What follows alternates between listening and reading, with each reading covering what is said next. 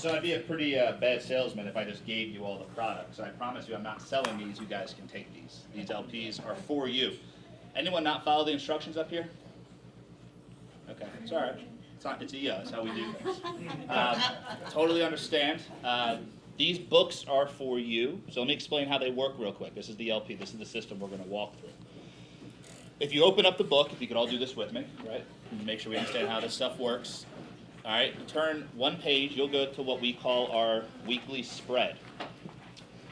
If you turn one more page, you'll get to these things called notes. The way these work is you take that pen and you press it against the paper, and it will actually leave a mark that you can remember what I'm saying. And here's what I would ask you to do. Whatever way you normally take notes, put it away for now. Use this book for two reasons. Number one, I want all of your information that I give you in one spot so you can refer back to it. Or if you don't like it, you can throw it out at one clean swipe, right? You never have to see it again. You don't have to look at your past notes. So feel free to use this, take as many notes as you want, and then we're going to walk through the actual system. So first thing I like to start off with is kind of who's busy in the room? Raise your hand if you say you're a busy person. Okay? So only half of you should be here, right? So you guys are all busy. Would anyone be interested in a solution to gain about 2 to 3 hours of productivity every single day? Yes. Yes or yes? Okay, good.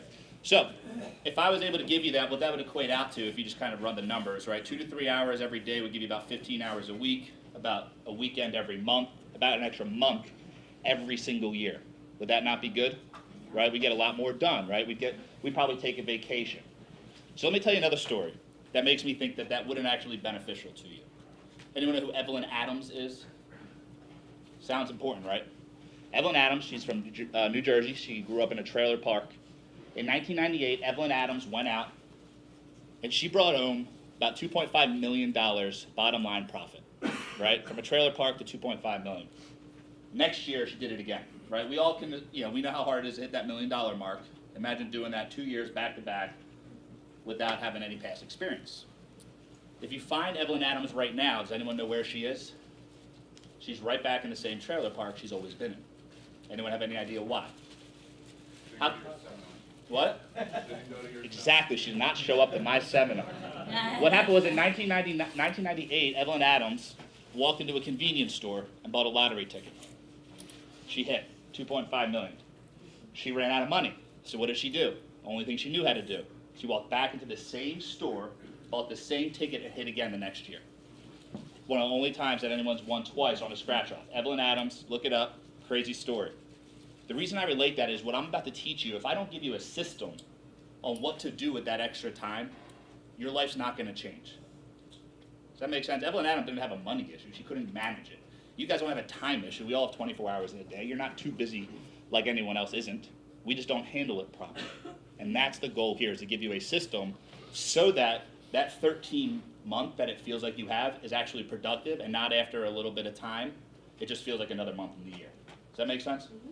So that's the reason why we're going to teach a system, not just give you guys these nice little facts. So this program is called Life Planning for Entrepreneurs, based off of a program that we do with larger corporations called Transform Your Team. It's for individuals to work better as an individual in order to help as a whole. Does that make sense? Teams are made up of people, so we agree with that. And if we don't correct the person, we can't correct the team. So we focus on the root problem. It's structured like this. It's like building a bridge. Any engineers in here? Okay.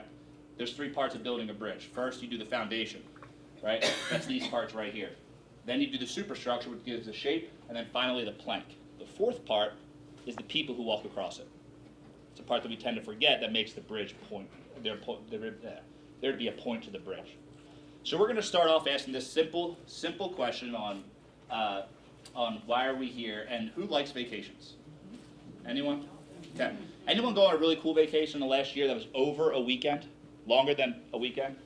Okay, where'd you go? Antigua. Antigua. How long did you go there for? 1 week. 1 week. Was there any planning involved in that? Even if you paid someone? A little bit. Okay, just a little bit of planning, right? Not much. Not much, just showed up and see what happens. Pretty much. Every now and then we get that person who's like, I just showed up at the airport, picked a random place, and I'm like, all right, next example. Whenever we're planning a vacation, there's some time that goes into it. The average person spends more time planning their vacation every year than they do planning out their life. Even crazier, 2018, the average person spends more time planning their social media response than they do their week. Why is that? Why don't we plan? Why don't you guys plan? You guys are smart people. Afraid of the results, right? What else? Don't have a process. Don't have a process, no time. That's my favorite one. So here's why people don't plan, right? One of my favorite philosophers, Mike Tyson, said this once. He said, everyone has a plan until they get punched in the face. That's why most people stop planning. It's because they've tried it before and what's happened? Didn't work. Wasted time. I don't have time doing it because there's no system. I'm too overwhelmed. I can't sit down and actually, think about what I'm having for dinner, let alone actually plan out my week. That's as smart as saying I'm too sick to take the medicine. I'm too thirsty to drink water. I'm too hungry to eat. It doesn't make sense, but yet we use that as an excuse. So one thing that I found is when we started doing this was our first client was, his name was Clark Stewart. And he's a trainer of the SEAL Team 6 actually. And one thing he told me about why he loves this system is because the plan itself means nothing, but planning means everything. That's how the SEALs live, literally. That's how they survive. The plan itself means nothing, but planning means everything. When they went in to go get Osama, they planned for months on months on months and months, running every possible scenario. And when I asked Clark, did it work out the way they thought it was, they said, we didn't plan on dropping the helicopter. That was one thing they didn't plan for. So how do we plan our lives a little more like the SEALs? Well, you guys can do that here. Here's kind of how most of us plan our day, right? We're realists. You see the uphill slope, right? This is like the entrepreneur realism, right? Oh, it's not that hard. It's just kind of hard, right? That's how we plan our day. Then what happens? What happens after that? You plan, then what happens? Other things, life, right? So here's your reality, right? This was your plan, and this tends to be your reality. It's a different situation here. However, what I can tell you is you guys can probably plan for most of this. What are some of these things that throw you guys off your day? An unexpected call. Unexpected call, interruptions. Traffic, anybody? Is there any traffic in DC? Okay. Health issues, right? President decides to go for a stroll, all of a sudden what happens in the city, right? Everything gets shut down. Things happen, right? We know that things are going to happen. We know that things are going to throw us off in our business life. We know that things are going to throw us off in our personal life, but yet we don't take the time to plan for it because we don't want to actually deal with it right then. So here's what we're going to do today. We're going to flip this. And the goal is that by the end of this workshop, that we have your plan looking like this, right? And we're smart people in this room, right? So what does that mean your day is going to look like? Your day will actually feel like this. Would you guys agree this is a better way to live life? It's simple.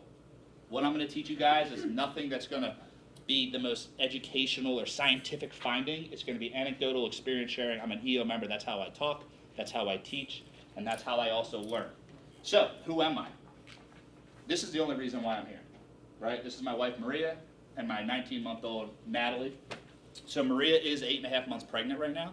So my phone is on because I might have to leave in the middle of it. So she's ready to pop any time now. I told her she can't call me till noon, but we'll be good to go. But what happened was when Maria and I got married, and a lot of you, any spouses here? Okay, so you guys will get this story. So Maria and I got married, and she said, look, I knew marrying you was going to be difficult, but I didn't realize how hard it was going to be. Like, I knew you were a little crazy, but, like, this is nuts. You have a new business idea every other day, right? You have another idea. I tell you I want something fixed, and it's this grandiose whole thing on how you're going to redo the whole house because I asked for, a wall to be painted. I mean, everything I did was just a little bit bigger than she was used to. And I said, well, it's real easy. I said, all you do is just plan your week out. She's like, well, what do you mean? So I showed her how I did it. She said it didn't make any sense. So I created this little spread. This little spread that was just 9 questions that I would ask myself every single Sunday on how to get my head straight in order to actually take on that week. So I gave it to her. Her and I started working on it together. And it brought us, I didn't realize how disconnected I was from her, even though we were married. How much I didn't get her or what she was going through. So what happened was we started using it together, and in about a 15-month span, we got engaged, got married, bought a house, renovated that house, sold that house, bought another house, had a baby, and in the meantime, we were running 3 businesses at the time, 1 nonprofit, and then she told me I had no physical goals, so I decided to run an Ironman, right? All of this in about 15 months. And the reason I tell you that story is not to brag, because it was pretty stupid to jam it all into this small little time, but because this system was put to the test in my personal life, and it has yet to been broken by anybody. So we took this system and we introduced it to the rest of our sales team, my assistant, the admins, the warehouse individuals for all of our companies. They liked it, it started working, and eventually it grew into other companies asking us to come in. And that's how this whole business of life pools kind of got started. And that's why I'm here, is not because I've done years and years and years of research on how time management works and how you should do this, because this is a system that I use for myself, my business, my family, my friends, and as we've shared it with other businesses from all different levels, from CEOs of Fortune 500s down to startups, stay-at-home moms, the system works because it's based on universal human truths. So, there's my plea to you. So listen to me for 2 hours. Now, this is going to be really boring if it's just me talking. Feel free to interrupt. Feel free to have a conversation, ask me a question, whatever it might be. Just let me know. And if you doubt what I'm saying, this is a yeah. I'm ready for anything. Feel free to bring it on. I've heard this. My goal is to get you to never use that other planner you bought. Whatever it might be, let me know and we'll move forward from there. So, time management. Who's been to a time management seminar before? Who's learned about time management before, right? Time management is a myth. It is a lie. It doesn't exist. Hence the reason why you will not hear me talk about time management. I will give you a couple little nuggets, because everyone likes to come for those little nuggets about time management. But time management itself as a whole is not true. Why is that? Who's got perfect employees that need absolutely no management whatsoever? You do? They must be here, right? No one does. That's why we have to manage them. That's why we have to hire managers to manage managers, right? People aren't perfect, so therefore we need to manage it. However, time, relatively speaking, is perfect. You can't change time. We all have 24 hours in the day. So the concept of time management right there in itself doesn't make sense. What we can manage is what we do with the time that we have. So we have to recognize the difference in those two things. So you will not hear me talk about time management at all for the rest of this conversation. So let's jump into these 4 little tips for you guys. You guys can write these down. The first is the 80-20 principle of planning. What that states is that 80% of your life you can plan. 20% you cannot. However, and I'll say it again as you guys are writing, 80% of your life you can plan, 20% you cannot. However, if you don't manage the 80, that 20 will feel like 100. 80% of your life you can plan, 20% you cannot. If you don't manage that 20, it will feel like 100. Who's ever been overwhelmed before? Some of you are overwhelmed writing all that down, right? The feeling of overwhelm comes from this 20%. If you actually break down what was happening in your life at that time, it was usually 1, 2, maybe 3 things that were actually causing an issue. The rest, you were actually handling pretty well, right? Think about the lowest point for a second. Don't get too sad. But think about the lowest point. There's usually 1 or 2 things that are causing that issue. But yet it feels like 100 because you're overwhelmed. When your employees come to you, how many times are they truly overwhelmed or do they just feel overwhelmed? Right? When you actually break it down for them, they're like, oh, good point. I can do my job again. Let me go back to work. But if they have that feeling, it gets scary. So don't forget that. 80%, 20% you can. So we always want to have that 20% margin. And I'll explain that later on, how we add that in. The second is a concept that we call filler time. Right? And here's what filler time is. Filler time, for me, is 4 o'clock every single day. You can't book a meeting with me at 4 o'clock unless I give you that permission. What do I do during 4 o'clock? Nothing. I have nothing scheduled at all. And why is that? Is because if something happens earlier in the day, I want that extra hour to be able to catch up on what needs to be done. Does that make sense? So just scheduling an hour, whatever time frame you want, whatever schedule you want it to be, that you can catch up on stuff. That will save you and give you just a little bit of margin, so when 5 o'clock rolls around and you're supposed to go pick up the kids, or 7 o'clock p.m. rolls around, you can move it up an hour. You'll be amazed at how much you can get done when you actually have that concentrated time. Filler time, 90-minute time chunks. The brain works best in 90-minute chunks. After 90 minutes, you get a diminishing return. So here's how I do this. If I have a goal that I want to achieve, a big goal that's been taking me a lot of headaches, a lot of time, a lot of frustration getting involved with, I will set a 90-minute timer, put my phone on the table like a kid doing their homework, and I will not get interrupted, and I'll work on that for 90 minutes, and then I stop. I wrote a 65,000-word book in 2 months doing this because I was uninterrupted. How good could you guys be if you were uninterrupted? Think about it, right? As an entrepreneur, we always pride ourselves on being able to handle all these things coming our way. And then all of a sudden, we were just talking, Marsha, up here about when you take your phone and you don't use your phone for a bit, you realize how much more you can process when you only have to focus on one thing. And then the final one is switch time. Who loves to work out here? Okay, you guys are nuts. Who doesn't like to work out here? You're with me. Okay, thank you. Austin, you're with me. So Austin and I are on the same page. I hate working out. When I did the Ironman, there was no runner's high. It was painful the entire time. It was miserable. All I was happy at the end, when I got done the Ironman at the end, I gave my bike to my wife. She said, "What do you want me to do with the bike?" I said, "Sell it. Just get it out of our house." So when it comes to working out, and I was training for the Ironman, you're training 2, sometimes 3 times a day. And not like little training, very heavy, very aggressive training. And what happened was I'd wake up in the morning and I wouldn't feel good. So I always had a switch time of 4 o'clock to work out. 4 in the morning or 4 p.m. Here's what I found. We all have integrity, whether we like to share it with other people or not, right? But we have integrity to ourselves. There is a much less likelihood of you skipping a task twice in a 24-hour span if you write it in there twice. So Austin, if you say, "I'm going to work out this morning," why would you skip? Any reason necessary, right? That was my mentality. If there's a reason, it's good enough for me. So I'd skip, reset it at 4 o'clock.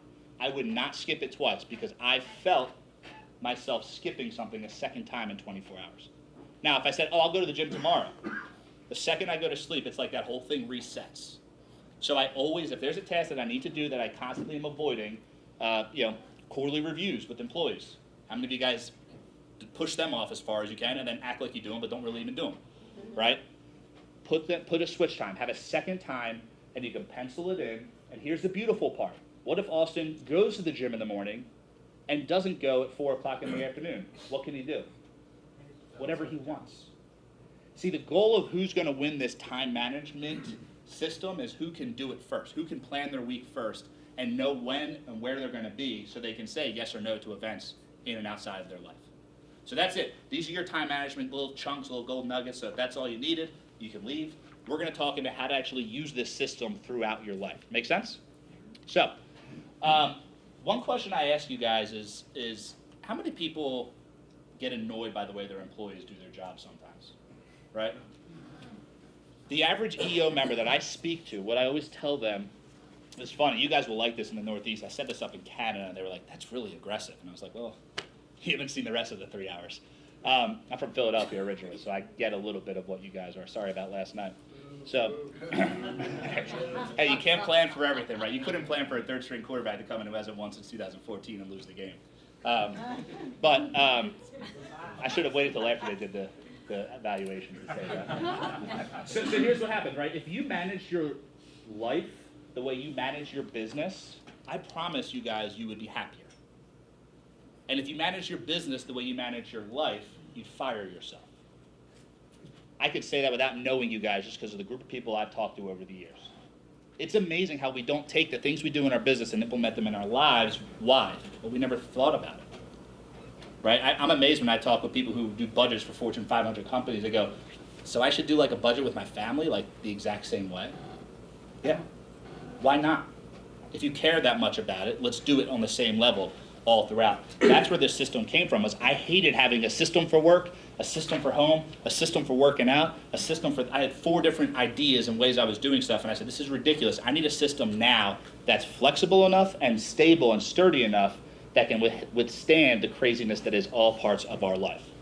So that's where this is. Let's jump into how to plan. Who can tell me how to plan? This is one of those questions that's like, all right, explain the color orange to a blind person. Right? We all kind of know the answer, but very few can do it. Very few can explain how they plan, how to plan. And that's fine. It's not something that you commonly talk about. Even if you have a plan that you use and you like, it's still sometimes hard to answer this question. So let's jump into this. What I'm going to ask you guys is, what do you want this year? And to make sure you guys are thinking way outside the box, I have 3 characters that you can work on, right? Whoever touches whatever kid you were at that time, you don't need to pick and tell me your age. But it turns out, right, after 94, genies were no longer cool, so they switched to creepy kids with wands, right? But all 3 of these, what they have in common is magic. And I want you to think, this year, what do you want out of your life? And I want you to write that down. Right? Pretty simple question, not loaded, not heavy. We're going to start there. Write down everything you want this year. I'm going to give you about 90 seconds to do it. Hopefully you're feeling a little overwhelmed. For the rest of this month? Rest of this year. And as you're doing that, one thing I want to totally debunk is this concept that you have to plan your year in January. You don't have any idea how many people call me going, I'm going to do a planning seminar. Okay, when? In January. Okay. You know how many, I now charge double or triple on January when they ask me to do a planning session because I hate the fact that they think they have to do it January. I don't care what month it is. If you want to do a year plan, do it for 12 months, right? So from here till next December, December 4th to December 4th, what would you want out of your life? And again, write them down, bullets. You don't have to go too detailed, but just here are some things I want.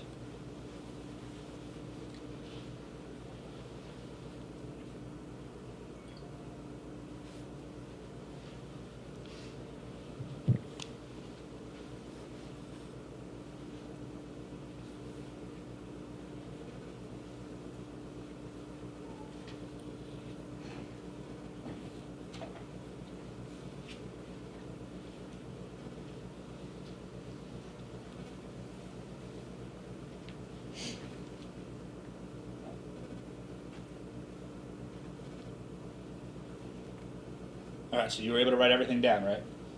Now, feel free to, as I move forward on this stuff, that's why you have these books in front of you, things are going to pop in your head. I'm not going to sit here and let you go through the whole program. We'd be here for too long if you're going to actually think. But if something else pops in your head, keep that list going. Anyone willing to share some of the stuff they put down? So you guys know the EO volunteer, right? I'll start pulling on you. All right, Alex. 1 month with a family abroad. 1 month with a family abroad. Perfect. What else? Yep. File your thesis. Perfect. Gross revenue 40 million. Gross revenue 40 million. Perfect, right? We all have things we want. But the question is how balanced are your wants? Are your wants as balanced as you want them to be? Right? When I ask you what do you want, you have a genie. You have a magic ability to get whatever you want. How balanced were what you wanted? Anyone into cars here? Okay. Anyone know what type of car this is? Aston Martin. Anyone know how much this car costs? $160,000. About $350 with this version, Aston Martin DBS. Anyone want this car? No. Sure. Okay, how about now? I will give you the car, I'll cover all taxes, I'll give you the keys, and you can take it home today. Anyone interested now? Yeah. Why? Even if you don't like cars, why would you say yes? Sell it, right? Take it, it's free. There's no riches to it, there's no tax. Here's the deal. That car belongs obviously to James Bond, right? We're not gonna mess with that, but there's another one we're gonna give you. So this is the one you're gonna get. Same car, Aston Martin DBS, $350,000 right off the rack. What's the difference between this car and the other one? Circumstance. Presentation. Okay, there's no wheels, right? That's a big thing. They use like a Toyota jack. This is in Philly, we call this being on bricks. I don't know if you guys have that in DC. It's where you come out to your car and there's no wheels, right? Same exact thing. Someone stole these wheels from this DBS. So to fix this car, just to do some of the body work, you're talking, tens of thousands of dollars, if not more. You guys still want this car? Right? Now it becomes a headache. Some of you, you're sitting there going, yeah, I'll take it, I'll fix it up. Right? But the concept is it takes some work. And here's what happens. I want you to balance your life as you would balance a car. Right? And cars have 4 what?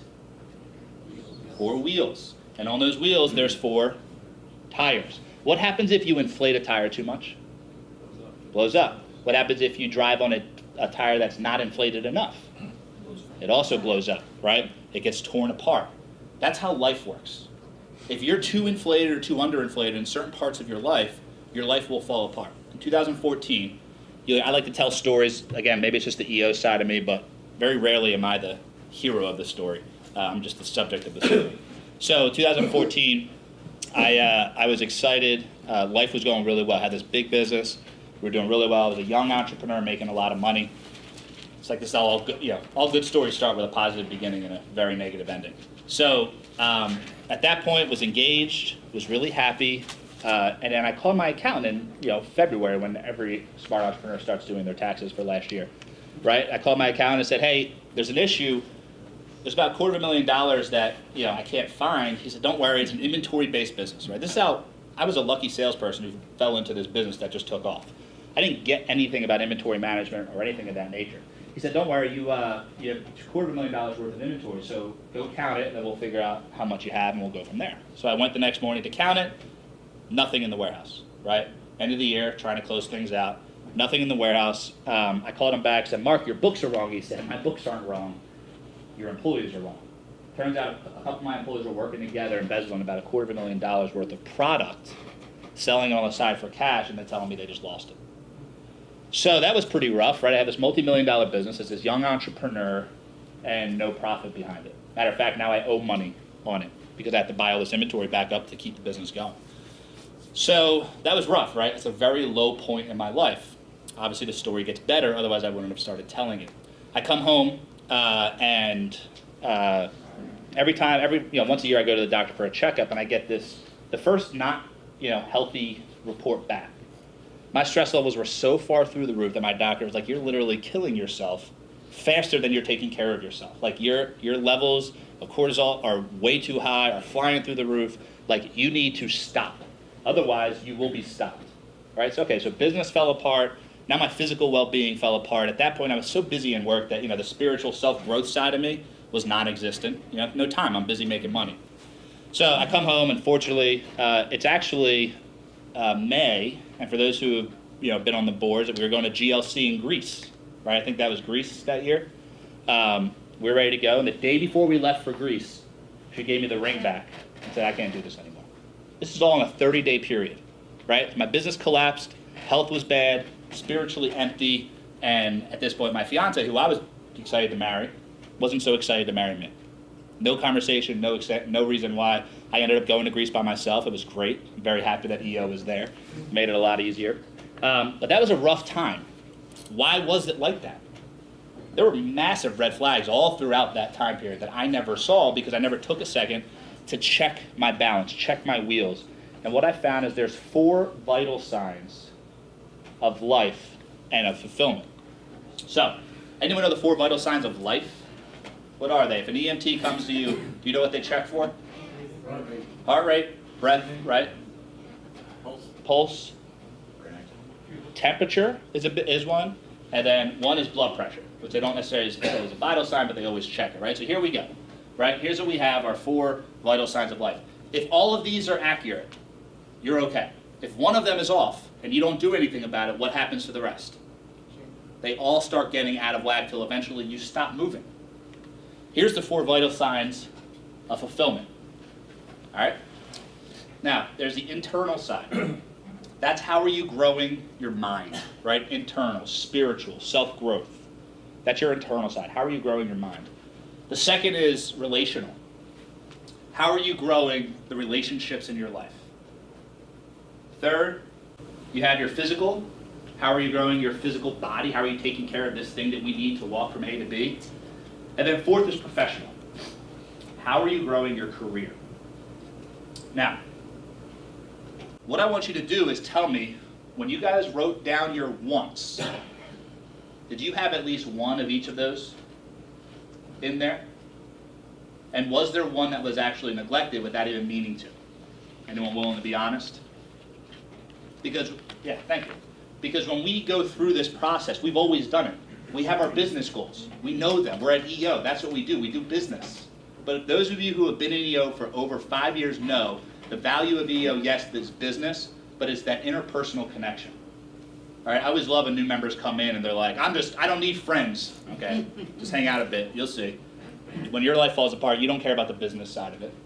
When I hit that low point in 2014, business meant nothing to me because I was lost. And with my forum, I wasn't. They knew me, they knew how to handle it, and if it wasn't for them, I don't know where I'd be today. Obviously, I'm a big supporter of EO. So, but recognize, are they balanced? So, take that list that you said, all the wants that you have. We're going to go through and use all this. What I'd like you to do is put an I, an R, a PH, or a PR next to at least one of them that you'd like to work on today in each of those categories. So, put the initial, find one that's internal, find one that's relational, find one that's physical, and find one that's professional. And if you don't have one that's in one of those categories, make it up. Now you have the chance to. And just put just one letter, so you should have 4 of those listed. And if you don't have one, or you only wrote down one thing you wanted, write 3 more in the other categories. Yes? Can you talk a little bit more about the first category, internal? So internal is more of that spiritual self-growth, right? So being here, learning, are you reading? Are you reaching out to a mentor? Are you meditating? You know, whatever your concept is of growing your mind. How are you growing your mind? Body, yeah, your mind or soul would be the easiest way to explain that. So.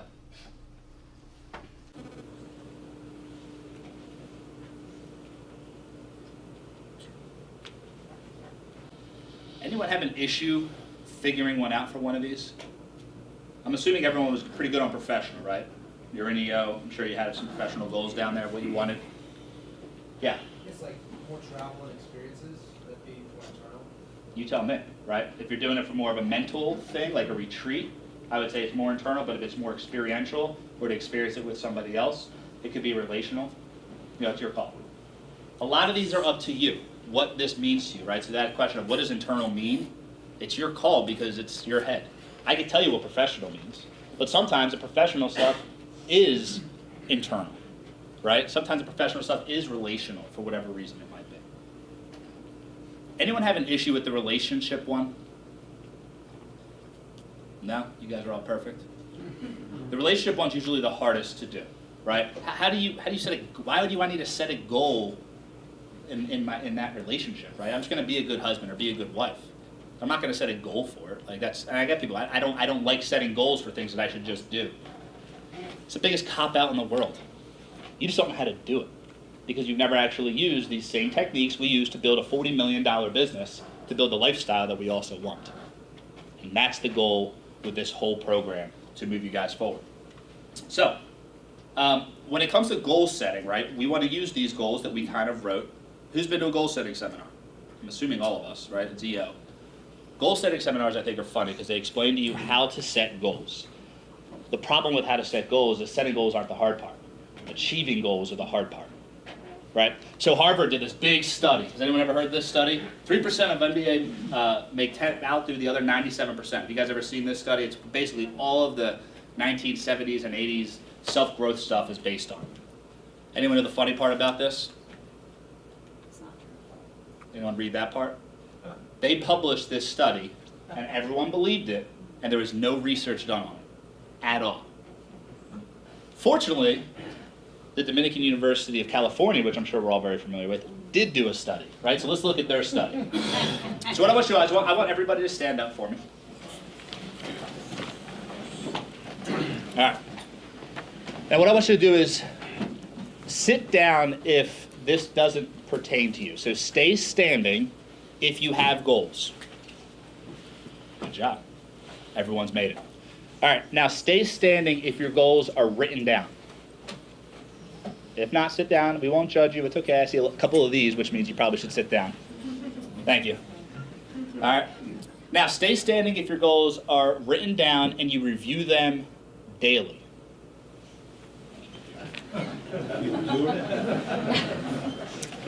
Now stay standing if you have the goals with you.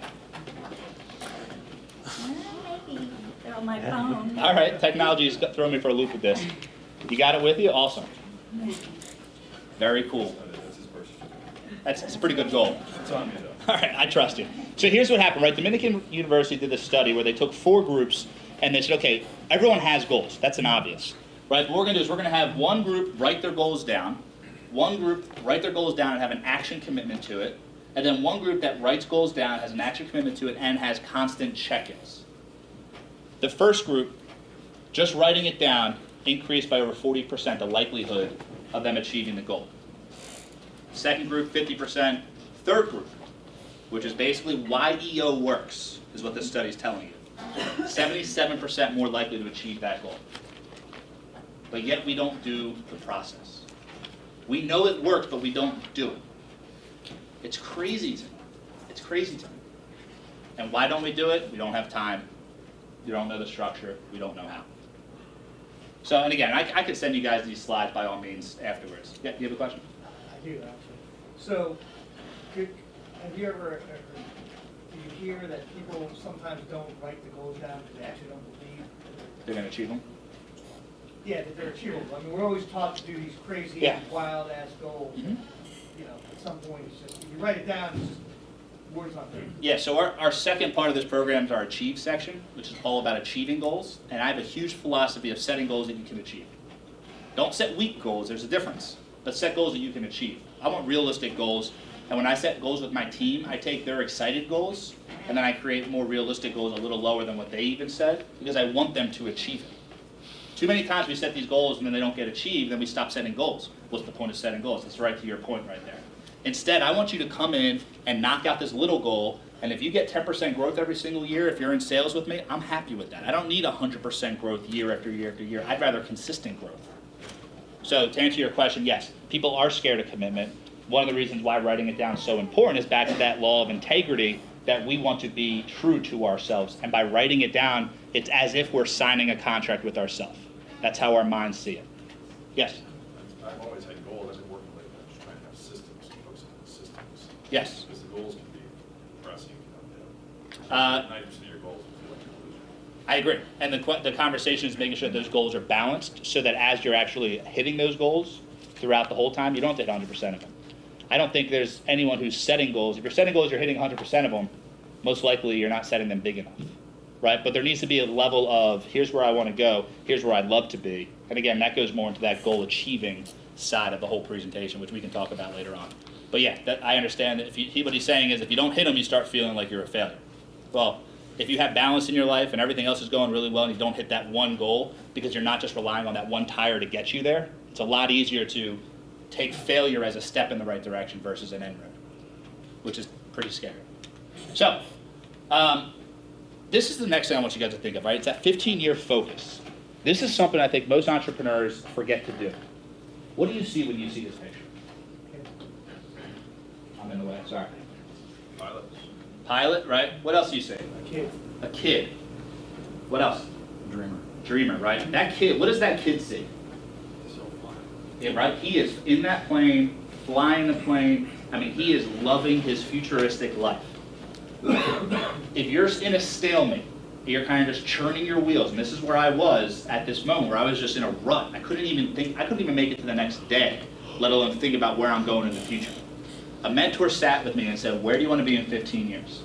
And what I realized was I never reset my long-term goals, and we as entrepreneurs don't tend to do it, right? We kind of get that business we wanted, and then we get in this yearly goal-setting situation, right? This year, this year, this year, this year, and we never reset our long-term goals. At 15 years, no matter where you are at a different point in your life, right? Think about it as you go through it. You're either, you're a teenager, then you're in your 30s, you're moving all the way through, you have kids, you have grandkids, you kind of go all the way through this motion. Every 15 years, your life changes, so much so that if you think 15 years out, and you write your name down, or your name and age down on the page, and you see how old you'll be, you will start thinking almost unrealistically like you were a kid. Right? Think about how big your goals were when you were a kid. Because it was so far away that it was like there's no, I'm not, I had nothing to worry about. So if you're sitting here and you're kind of in that churning your wheels, I call it treading water, right? And if you're treading water, meaning doing yearly goals, I challenge you, take a minute after this session and set your 15-year plan. Where do you see yourself in 15 years? And then reverse engineer it on how you get there. You'll be amazed at how much fun it is to actually dream like that again, and how few of us have actually done that on a regular basis. It's a simple exercise you can do with yourself, you can do with your spouse, it doesn't matter. You can do it with your team on where you see the business. 15 years is far enough away where it's unrealistic, but yet it's still coming up soon. So that's how you plan, right? That's the concept of how to plan. Now, a lot of the stuff we're going to take over, and as we're going into this kind of fulfilling your plan part, you picked one of four of those, or you picked four of those goals that we said we wanted, right? 4 goals in those 4 categories. Everyone has those because we're going to be moving into how we actually achieve these 4 goals using this system. So, 4 goals, all balanced out. This is where we use this whatever you want plan. Now, the whatever you want plan is something that I created with a team, that was a distributor of mine who wanted to do $1 million in sales. And I don't know if you guys have ever had an experience like this, but this happened, and I thought it was kind of comical. So he came to me right out of high school. He's a distributor. One of our businesses, who's ever heard of a sugar bear or a sugar glider? It's a little marsupial, like a little kangaroo or koala bear. That was our first company. So we sell them all throughout U.S. and Canada. It became much more successful than I think anyone thought it would. And we have distributors, like I said, that travel all throughout the world selling these little things. So they're live animals. So he said he wanted to do $1 million in sales. I said, look, very few companies ever get to $1 million in sales, let alone you right out of high school, not knowing anything. He said, all right, well, what do I do? I said, all right, well, here's the plan. We put together this whole plan. A year goes by, he hits the $1 million mark. So I call him and I'm like, Dylan, like, what did you do?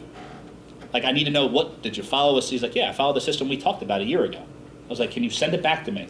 Because I had no idea, like, I didn't mean to set this thing up. So we started using this whatever you want plan. And here's basically how it works, is we take every goal, and I want you to take one of those big goals, all right, and we're going to do it quick here, and I want you to break it down. And here's how we break down every goal in the whatever you want plan. There's two types of goals when it comes to this. There's action-based goals and results-based goals, right? Action-based goals are based on what? Action, thank you. Results-based goals are based on results. Results have variables that sometimes we can't control. And those tend to be the goals that we don't always achieve, those bigger ones, that 10% that we don't hit. Action-based goals are strictly based on us taking action. And who can control that? You. So if you can convert your result-based goals into proper action-based goals, and you can do it enough, you're bound to either get closer or hit that goal. So we take it and we break it down into monthly actions, weekly actions, and then what we call push tasks. And push tasks are things you can do in 24 hours to move the needle a little bit, right? If anyone wants to be healthy, right? Something like drink a gallon of water a day is a push task. It's something that you can just do if you take the action to do it. So I want you to take those 4 goals, no matter how big they are, and I want you to break it down into a 1-week action goal, right? So what can I do this week? So $40 million in revenue, right? That was the goal that came up. Obviously, that's not going to be done in a week, right? But what can you do this week to keep inching yourself forward? And what we found is if you set your goals on a weekly basis, you get to do them 52 times a year. And if you did anything 52 times, you'd be pretty well off on the results that you get. We start things and stop things because they're too big and we don't have time to finish. Weekly goals are small enough that you can do in a week. So make sure you have an action-based goal for each of those 4 things you said you wanted. Action-based goals, something you can do right now to move the ball forward. So as you guys are doing that, one thing I said is there's 2 types of goals. There's action-based goals and there's results-based goals. There's a third goal that I found out about that I didn't know about and I haven't read about anywhere else. So I am taking full credit for this one. But it's time-based goals. And here's where I learned this, right? Lessons I learned about running the Ironman. That obviously is not me in the picture, although it might look a little bit like me. I used to have a picture of me up there and people laughed just as much. And I figured I might as well take me out of a singlet up there and put someone else on there. So when I was running the Ironman, has anyone ever done an Ironman? Okay, we got one in the back. Anyone cycle? Yeah, long distance. The craziest thing when it comes to cycling is my coach would always tell me, go out for an hour, go out for 2 hours, go 3, 4, 5, 6, 7, 8 hours. But what he would never do is give me a distance to hit. And it would drive me freaking nuts, right? I'm a goal guy. Give me a target and I'll hit it. And what I realized why, after I asked him enough times, he said, because the goal of training for an Ironman, in all honesty, is to not get hurt, right? Yeah, you need to train, but if you get hurt training for an Ironman, you don't get the race. So you need to be careful. And when you're riding a bike, there's so many variables that can cause you to either not get the distance you need to go, whether it's wind, whether it's you don't feel well, whatever it might be. So I realized, wait a minute, I can set time-based goals in my life. So what that is, it goes back to that 90-minute time chunk I told you guys about earlier. 90 minutes, I set a specific amount of time that I'm going to work on a task, and I dedicate that time to it. So if you guys anyone have a big goal that they keep pushing off that they're willing to share here? Yeah, you're willing to share? Sure. Okay, what's the big goal? Managing my team more closely. Managing your team more closely, right? And what's the result of that? What does that mean, managing your team more closely? What would you like to get out of that? More precise results. Okay, so better results, whatever that might be. So he wants to manage his team better. So what I would do is I would take that and I would clarify that goal a little bit more, but just for sake of timing, and I would break that down into what is it that you need to do on a weekly basis. And it might be that you spend 90 minutes or an hour a day or 30 minutes a day or 15 minutes a day reaching out to individuals, right? And you break it down to a time-based thing, because after 15 minutes, if you don't get where you need to go, you have to move on. Where this worked best was I was working with a stay-at-home mom. She was at one of our events, and she was freaking out because she had to clean her desk at home. And she's been pushing it off and pushing it off and pushing it off. I said, how long do you think it would take you? Oh, it'll take me hours. Okay, why don't you set 90 minutes and see what happens? She set time, she sat down and did it, and in 30 minutes she was done, right? She was obviously a little bit embarrassed, came back. But that concept of setting these times where I'm just gonna work on this task for 10 minutes, 30 minutes. If you worked on a task for an hour a day, just an hour a day, that's 5 hours a week. You start extrapolating that out to 20 hours a month, you know, you have a lot of time you're investing in these little tasks when you set these little time frames. So time-based goals is the third one. So we're gonna take a quick 15-minute break so you guys can get up, have some coffee, but during that break, don't leave yet, class. What I want you to do is, you guys all said you were busy. I want you to turn your page back to the spread, which is one page back. And what I want you to do is I want you to write down everything you need to do for the rest of this week. Okay? So, obviously, if you need a cheat, look off your neighbors. The numbers go up and down. I'll give you a little cheat code. You can use some of mine if you need. But everything you need to do for the rest of the week, you can pull your phones out. If you want to go walk out and do it out there, you can. We're going to take about a 10 to 15-minute break so you guys can also use the bathroom. And then come back with that lined up, and we'll get going with that. So I appreciate it. Now, you all said you were busy. I want to know who's the busiest. All right, so raise your hand if you have over 5 things you need to do this week. Okay, some of you are not busy at all. Okay, everyone's hand should be raised, right? Keep your hands up. Keep your hands up if you have over 10 things written down that you need to do this week. Okay, keep your hands up if you have over 15, over 20, over 25, over 30, over 35.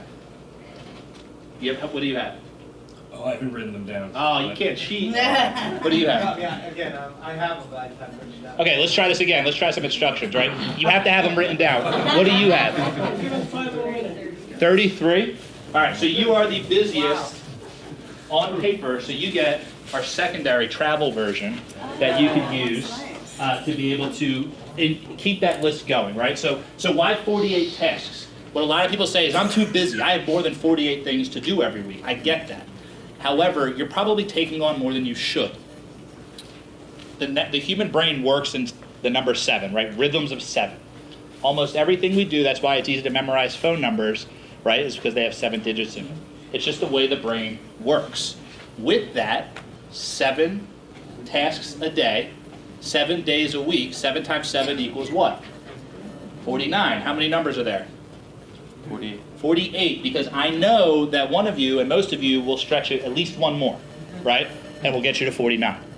So what I want you to recognize is this is how I use what I should delegate, right? Something someone brought up to me was they said, I have to, I really like what I have to do, but there's times where I put too much detail behind the task, right? And a lot of times that means you're listing goals as tasks, right? If you can't do it in 3 words or less, that's a goal. Don't act like it's a task and then get upset when you can't accomplish tasks. It should be able to be done in about 3 words, and it should be everything from going to church to calling a customer to taking the dog to the vet to going to the ballet rehearsal. I mean, that's all stuff that you are taking time up doing that we don't take inventory of. And we wonder why we feel so drained at the end of the week, and we don't have a way to actually logically see it. So what this is called the brain dump. And what I say is you need to clear your mind in order to use your brain.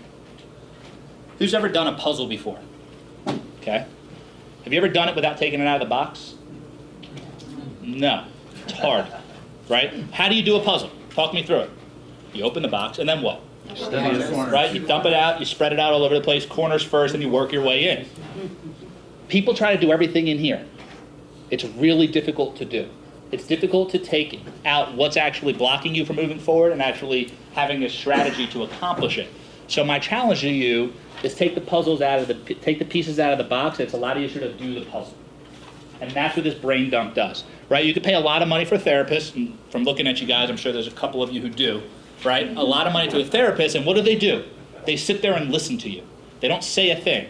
They get paid a lot of money to do nothing. It's really amazing. However, we keep paying them and we keep going. Why? Because it's this therapeutic ability to release by talking, writing things down. Who journals here? It's smart to do. There's been studies that it's just as effective, and some people it's even more effective to journal than it is to actually go see a therapist, because it gives you that same stimulation of getting it out of your head. So here's where I learned this lesson. I was dating a girl in college. We were dating for a couple years, and her uncle was kind of a mentor of mine, and he got this big award, so we got to fly him and his family down to Atlantis, right? As a broke college kid, when I was asked, do you want to go? Obviously my answer is yes, this would be great. The problem was about a week before the trip, I started to get second doubts on whether or not I wanted to be in this relationship, right? We've been together for about 2 years. We're in like college. That is lifetime, right? That is a long-term relationship. And I didn't know what to do, so I did what any college kid would do, is I called my mom and sister. I was like, what do I do? And they gave me, which I thought was pretty sound advice. They said, look, do you know you're going to break up with her? And I said, I don't know if I'm going to break up with her. She said, well, if you don't know, why don't you go on the trip so you don't ruin her trip? And maybe it sparks something, right? And if there's an opportunity, maybe we'll get you guys back together. So we went on the trip. The trip was amazing. We had a great time. We're on the plane ride home. I'm sitting on the window seat, which is very rare. She's in the middle, and there's a lady next to us. And we're sitting there, and we just about to hit that cruising altitude. And during takeoff, there's no computer, there's nothing to do, so all you're doing is thinking, right? And I was thinking, oh boy, right? Like, it was a good trip, but it wasn't a good enough trip. Like, this is done. When am I going to do it? And do I have to wait like a week? Like, what's the reasonable thing to do? And what does she do? No, that would be good though. I might add that to the story. No, I'm joking. No, so what happened was she looked at me and she asked me the dreaded question. What are you thinking? Guys, what did I say? Planners? Nothing. Which is possible, just so you ladies know. But this time, no, nothing. So she's like, okay. Doesn't get the answer she wants, so females, what did she do? She asked again. So now, what are you thinking? Guys, what did I say? Nothing, I stood strong. She gave me the window seat and I was winning this one. So she asked me again a third time and I broke. I said, I think we should break up. We're 30,000 feet in the air, just hit cruising altitude, hour and 40-minute flight. And I swear I saw the words come out of my mouth. It's still to this day, I think, the meanest thing I've ever done to somebody, and I really feel bad. But fortunately, we're still friends-ish. And I sat there, I was like, what did I just say? And she was just as surprised, right? And then obviously all the emotions came, and she starts crying and audibly, and the lady next to us is like, what just happened? She has no idea. It was a very subtle thing. This plane ride went really, really quiet all of a sudden, and now it was all about us. And I'm sitting there, the only thought I had in my head, and I can remember, is, like, if I punch the window hard enough, is Hollywood accurate that it will, like, suck me out? Like, is that an option here? Long and short, the reason why I tell that story is you need to clear your mind in order to use your brain. We try to do too much up here. When you're overwhelmed up here, you start pushing it out to everybody else. So by getting it out on paper gives you a plan of attack. That's what we want. We want to get it out on the paper into that brain dump. That's why we call it the brain dump. So here's what the average person week looks like. All right?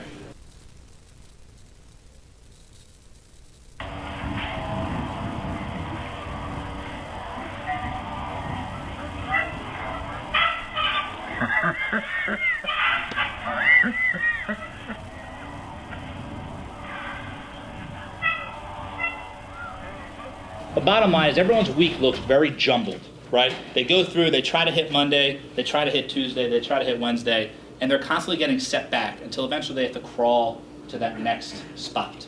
But here's what we want to do is, how do you actually live this plan, right? The first part of this whole exercise that we were doing, just so you guys know, was not just random answer questions, because you need to have the right state of mind to know where you want to go in order to know what you need to do now.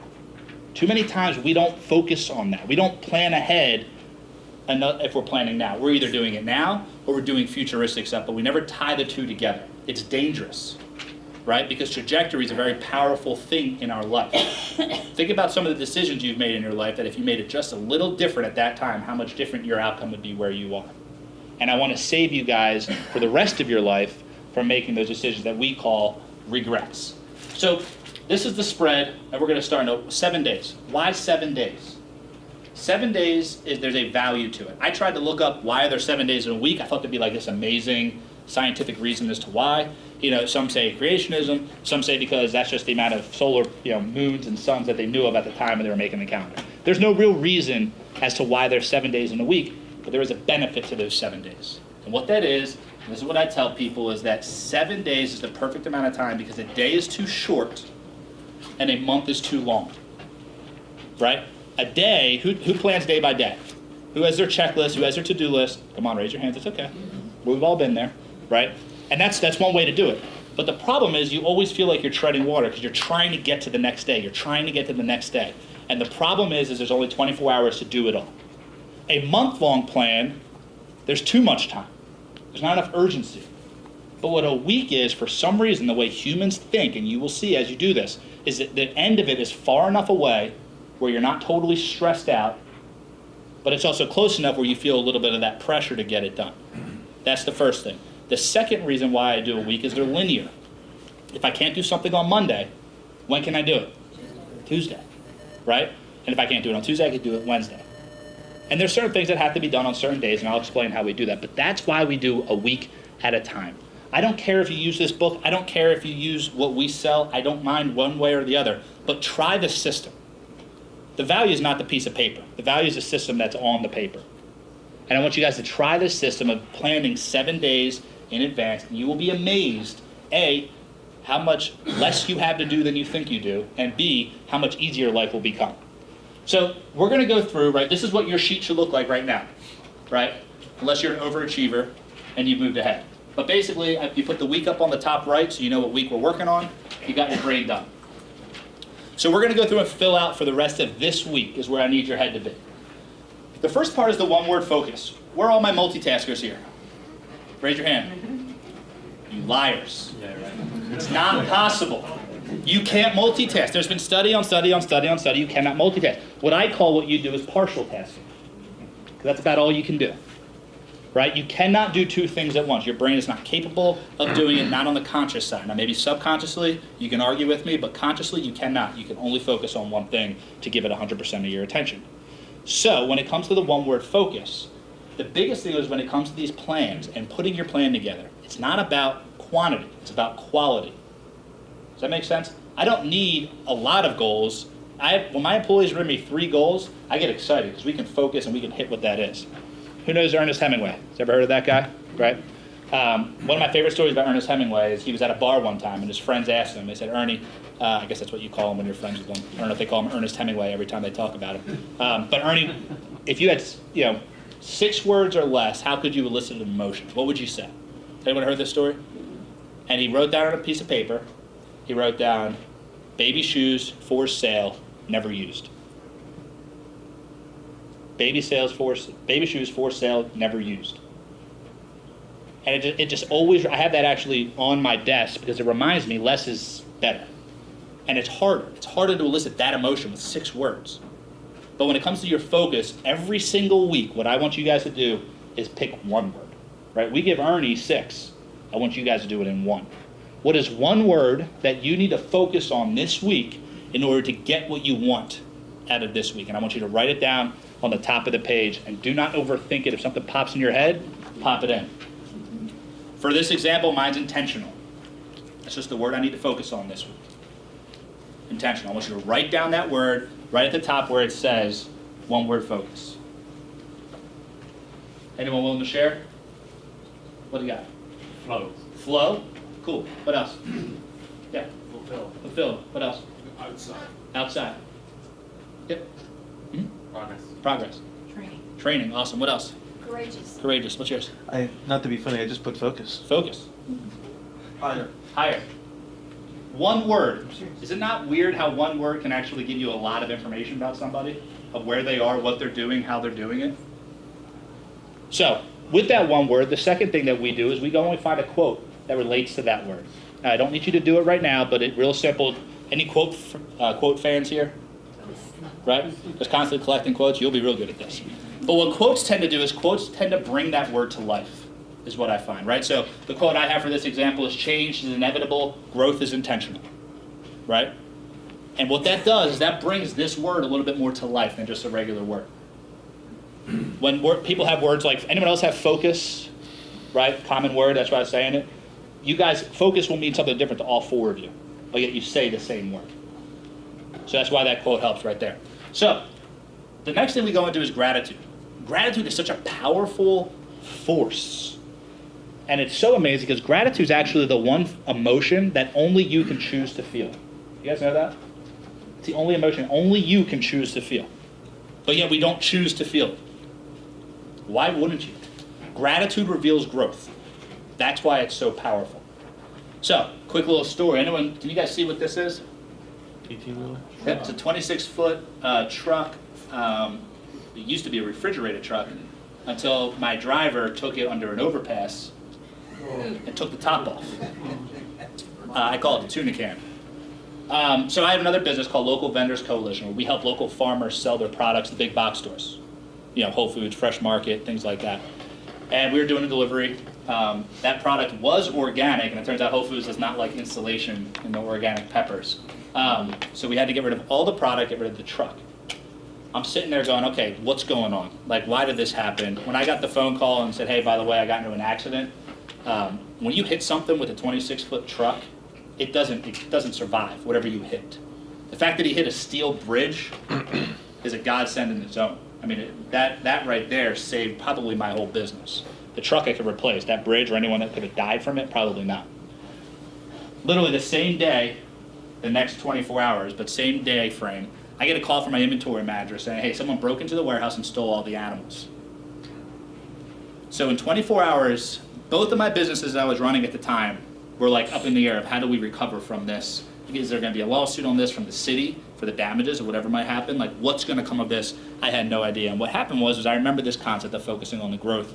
It will reveal, or focusing on the being grateful, and it will reveal growth. When you see the growth in the problem, it tends to be easier to make it through it. But it's sometimes hard to see the growth, because what do people say? Is it good or is it bad, right? Is it good, bad? You know, you got to focus on the good. Who's ever been told that when you're in a bad situation? You want to punch the person in the face. You're like, I get it, but shut up. I'm in the bad right now. But when you focus on the growth by being grateful on other things, you'll start seeing that growth. The opportunity that I said, wait a minute, why am I having inexperienced drivers drive a 26-foot truck when there's companies I can outsource this to? Why do I have a warehouse full of animals when I can actually have the breeders drop ship at the individuals? And that day, that 24-hour span of almost chaos turned into the way I changed all of my businesses to now have no warehouses, no overhead, no liability. Because I was focused on being grateful. That's a choice. Every single week, what I do is I go in and I write down the one thing I'm grateful for. So when I'm in that point on Wednesday and I'm pissed off at the world or whatever's happening, I can remember one thing I'm grateful for that week. So I want you to do that. I want you to write down the one thing that you're grateful for this week, right now, moving forward. And again, don't worry if you're like, this is kind of surface level. It's the first time you're doing this. Yes? So is this gratitude a personal one, or Yep, it's your call. is there it can be anything? Whatever you want it to be, right? And what you'll find is if you do this every single week, you start getting creative because you run out of things to say, right? I can only say my family every so often. Eventually, I want to dive a little bit deeper. So I put support and acceptance for my family and friends. All right, that's what I'm grateful for. Doesn't need to be huge, but it needs to be real. It's something that you can look back on and go, hey, you know what? Yeah, my truck just broke, my animals are lost, but there's a lot that I can be grateful for. The fact that no one's dead. I wish they were. I would have got them. They wouldn't have gotten out that way. Actually, it was an employee that broke into the warehouse and stole them. So I would have liked him to be in the truck. So Were they okay? I don't know. I think he sold them. I don't know what he did with them. So the biggest thing with the gratitude is making sure that you make that choice. So once a week, you make that choice of gratitude.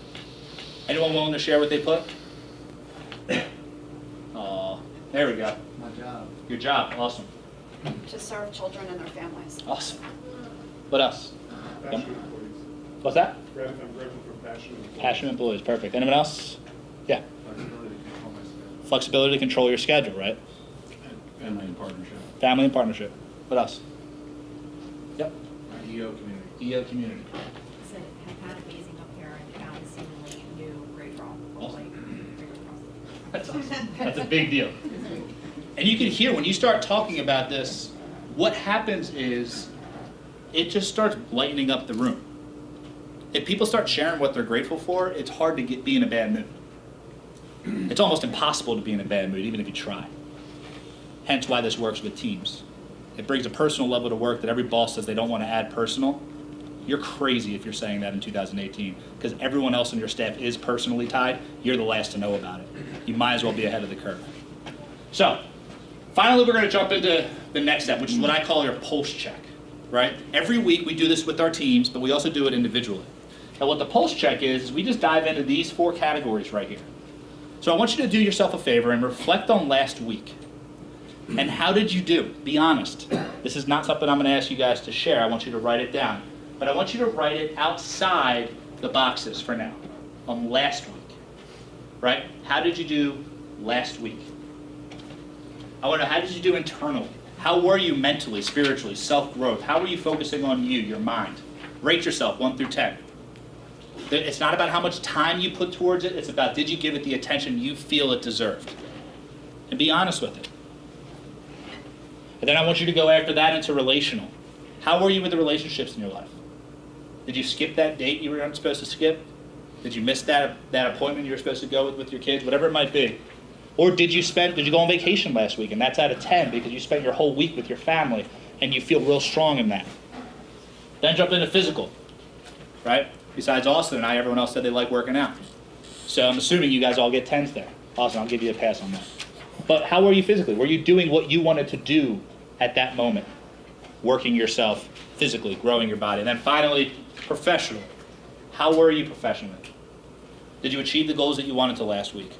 Were you attentive? Were you focusing on your employees coming through, like you said, you cared about, or you said you wanted to, right? Were you hitting that goal of focusing on them?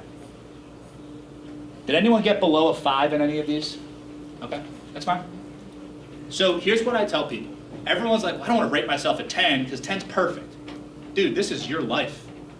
We want it to be perfect from a scale of judgment, right, to what you want it to be. There's still going to be flaws. And if you have a 5, or if you have one that's lower, let's say you have 10, 10, 10, 10, and your professional's at a 7, all you have to do every week is just tweak the one that's the lowest. Just give a little bit more effort into it. So here's what happened, right? I said the word trajectory.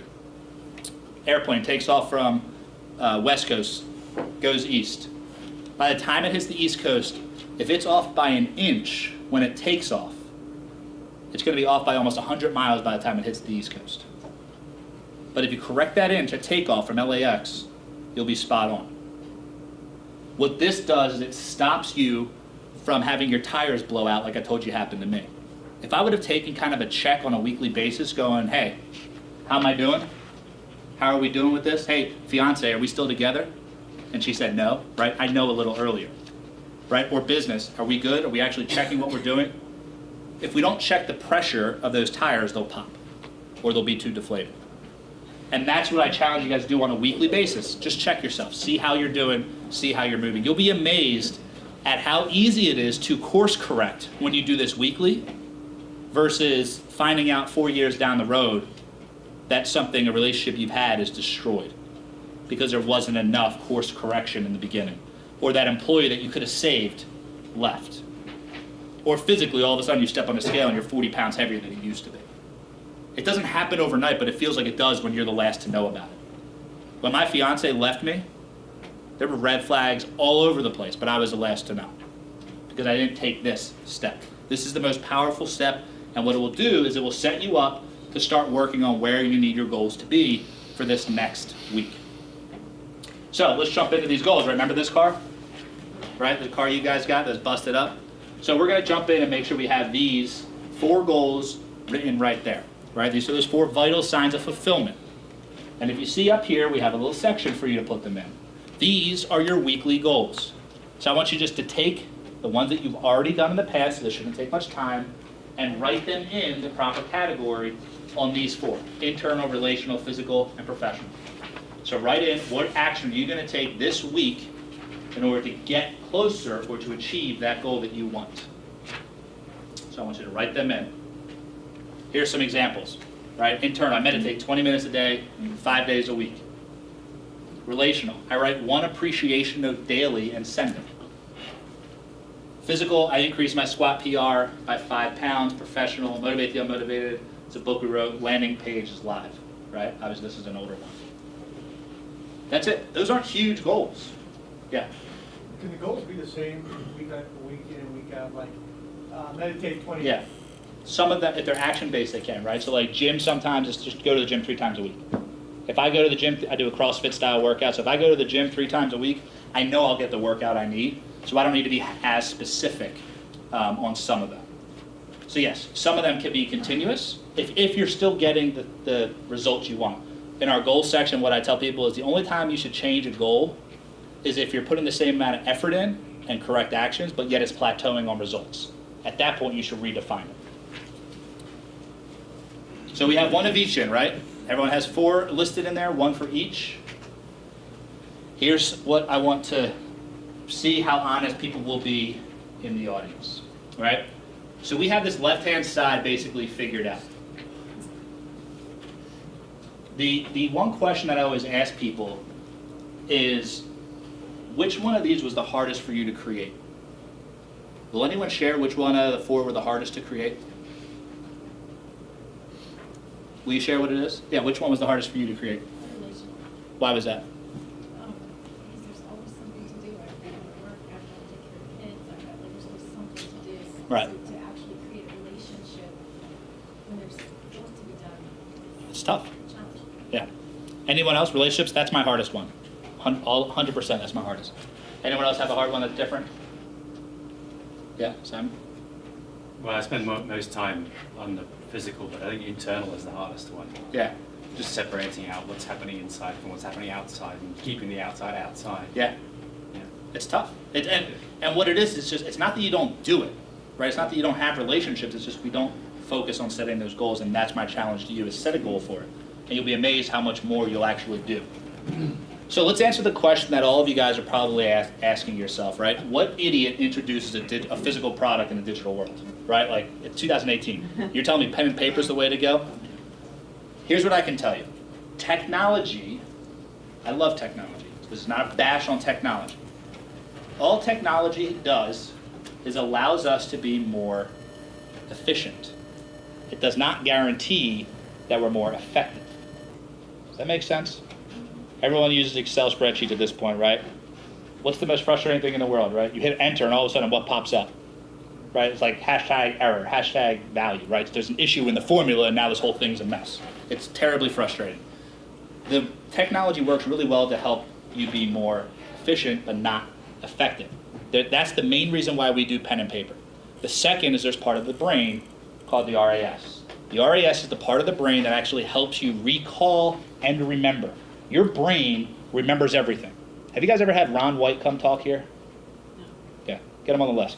He's a memory champion. He comes in and teaches you how to memorize things that are just through the roof.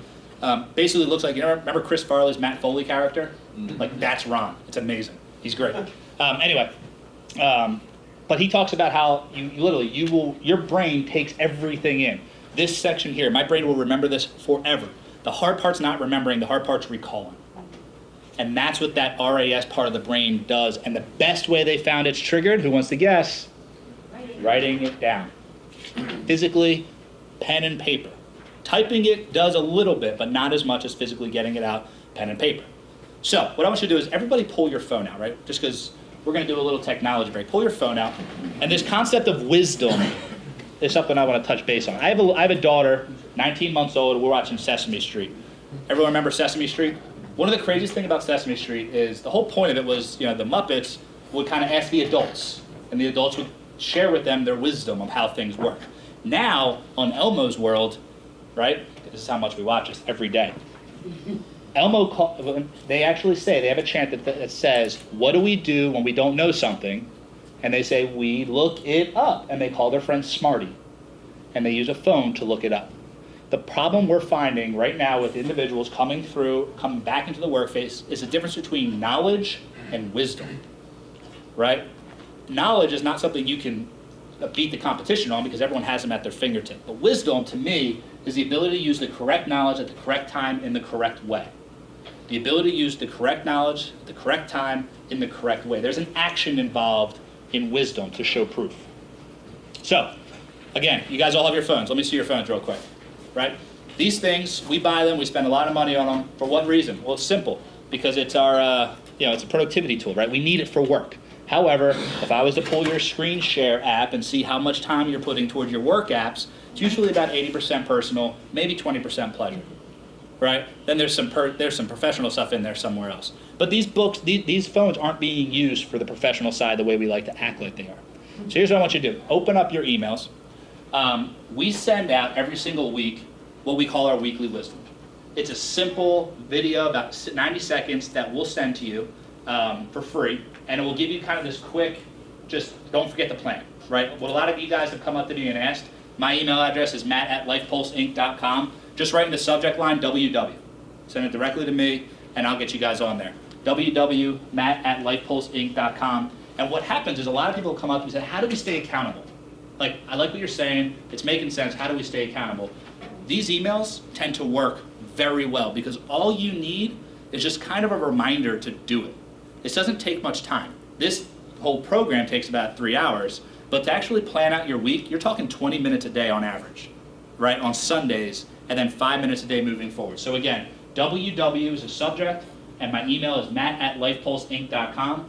That is my personal email, so please don't abuse it. But obviously, if you guys have any questions, let me know. You can contact me directly there as well. Everyone was able to do it?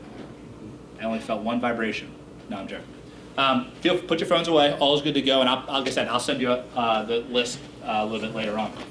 And also, if you want the slides, obviously you can email me and I can send you over the slides as well. So technology's over. Back to the real world, right? Here's a weekly wisdom just to give you guys an idea, right? It says the goal is not to get everything done. It's to get the right things done.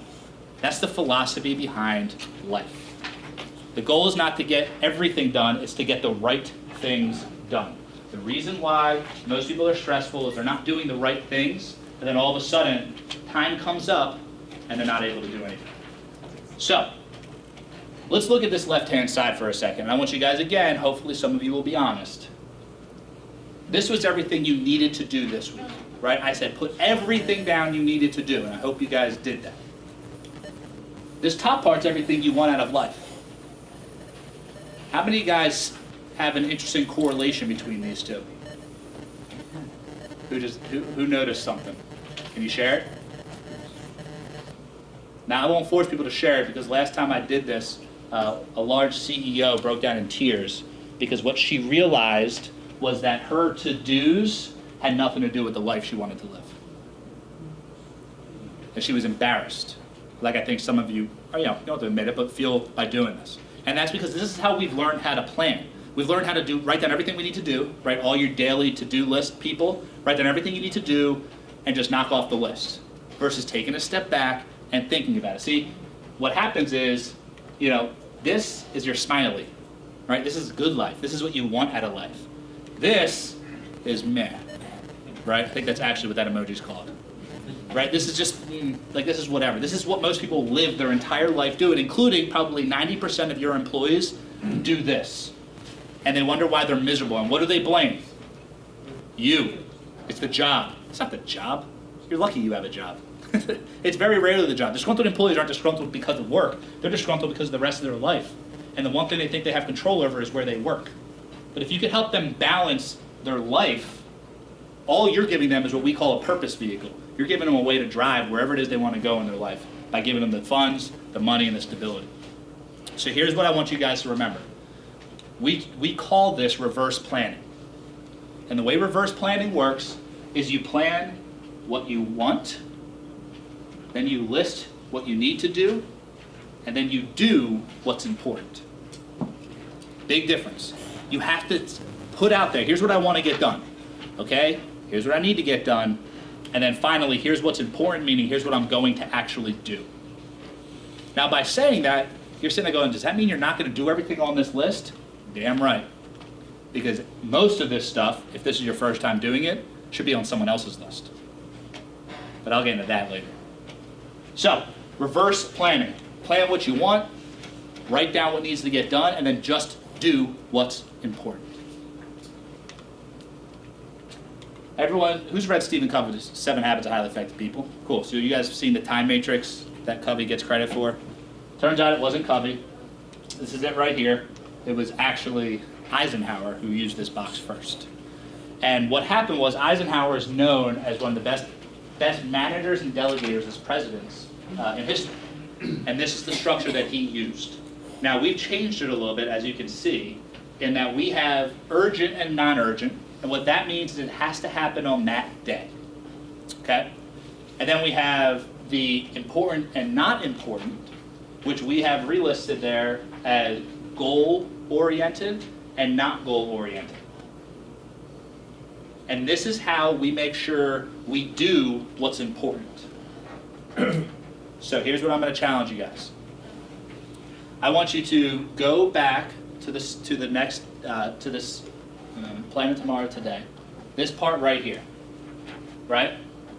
This is our event matrix, and this is how we manage what tasks we're going to do. I want you to go through tomorrow, which is Wednesday. All right, so you see this is on Monday, skip Tuesday, go to Wednesday. All right, and I want you to write down the number of the task you have in your brain dump into which quadrant it should be in on Wednesday. All right, so there's a lot of words. I'm going to say it again a little clearer.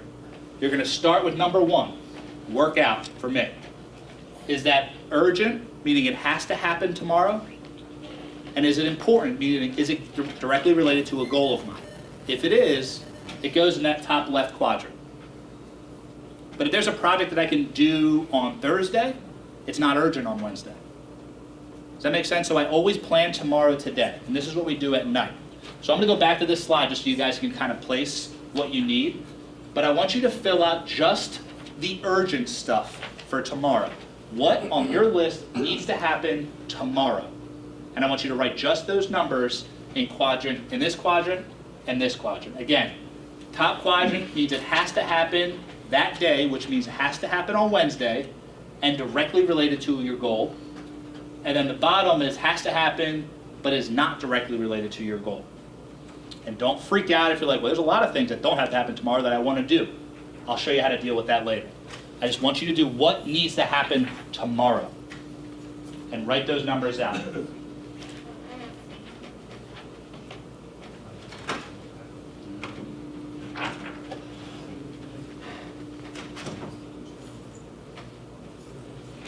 Make sure you're using the numbers. Oh. Otherwise you can't write small enough. Oh, you write the numbers. Yep. Use the number from the brain dump, right? If you see the brain dump had numbers on every single thing, use the numbers for the brain dump to convert and put it into those little quadrants. So like you include it, you have to get on the plane to go somewhere too? Okay. Do you want to go to every one of these things in each category? Eventually you will, but for now, all I want is the tasks that are urgent, meaning they have to happen. Just urgent, either one. Just what has to happen on Wednesday. Just Wednesday? Just Wednesday for now.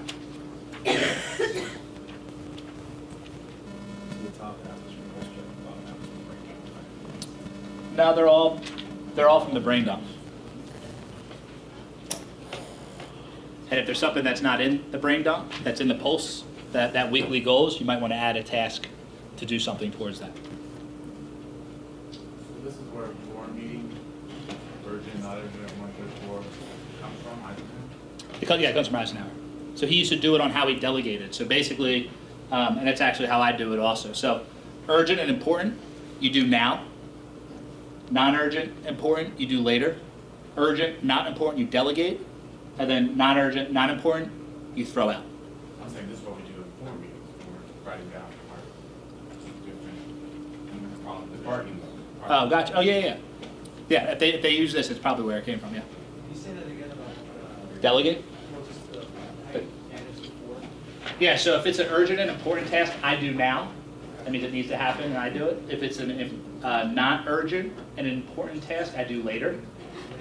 Like I schedule a time to do it 2 weeks from now or a week from now or tomorrow or some other time. If it's not important and urgent, I delegate it to an assistant or to another staff member. And if it's not urgent and not important, I throw it out. Yeah.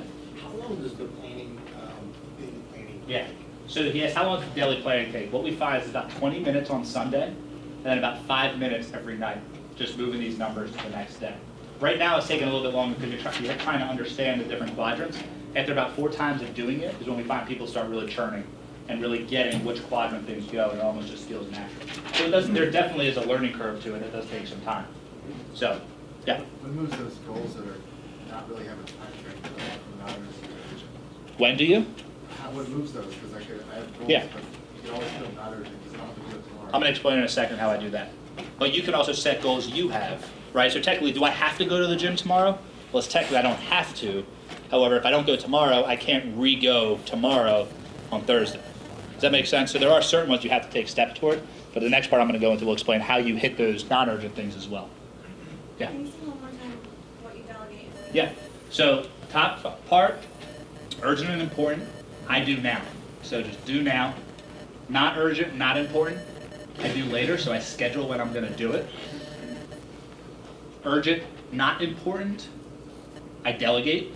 I give that to an assistant. And then not urgent, not important, is I throw out.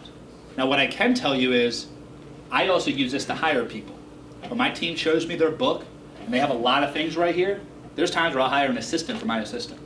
Because she can logically show me that she doesn't have enough time to do what needs to be done.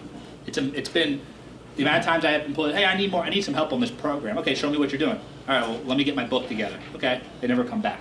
But if they do come back, I know that they have real reason why we might need to hire more people. When you say not urgent, not important, does that mean, when you throw that out, does that mean for the week, or you just, shouldn't be on that in the first place? Just, I don't focus on it.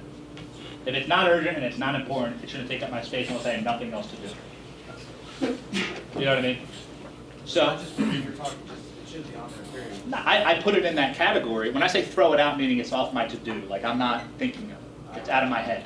But it could revisit Yeah, the like- next week, or, Netflix, right? I want to catch up on whatever show. right, Put it on. But put it where it belongs and know where you're spending your time. I tell people all the time, I don't mind if you binge watch Netflix, but do it on purpose. Right? You sit there, right, and you're like, I'm going to watch one episode. And then you're like 4 series in, and you're wondering why it's like dark out for breakfast, right? It gets dangerous. So does everyone have that first quadrant filled out at least? That urgent stuff, everything that has to happen on Wednesday? Who's got more than 7 tasks to do? Okay.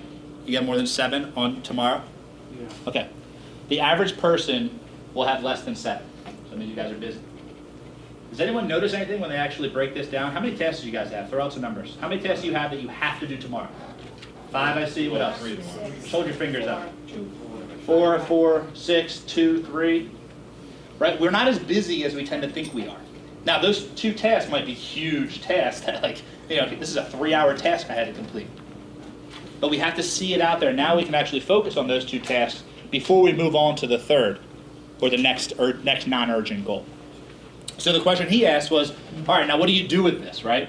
Where do you start? I only do the next day. That's it, right? So Sunday is when I do all this, which is why only Monday's filled out. Does that make sense?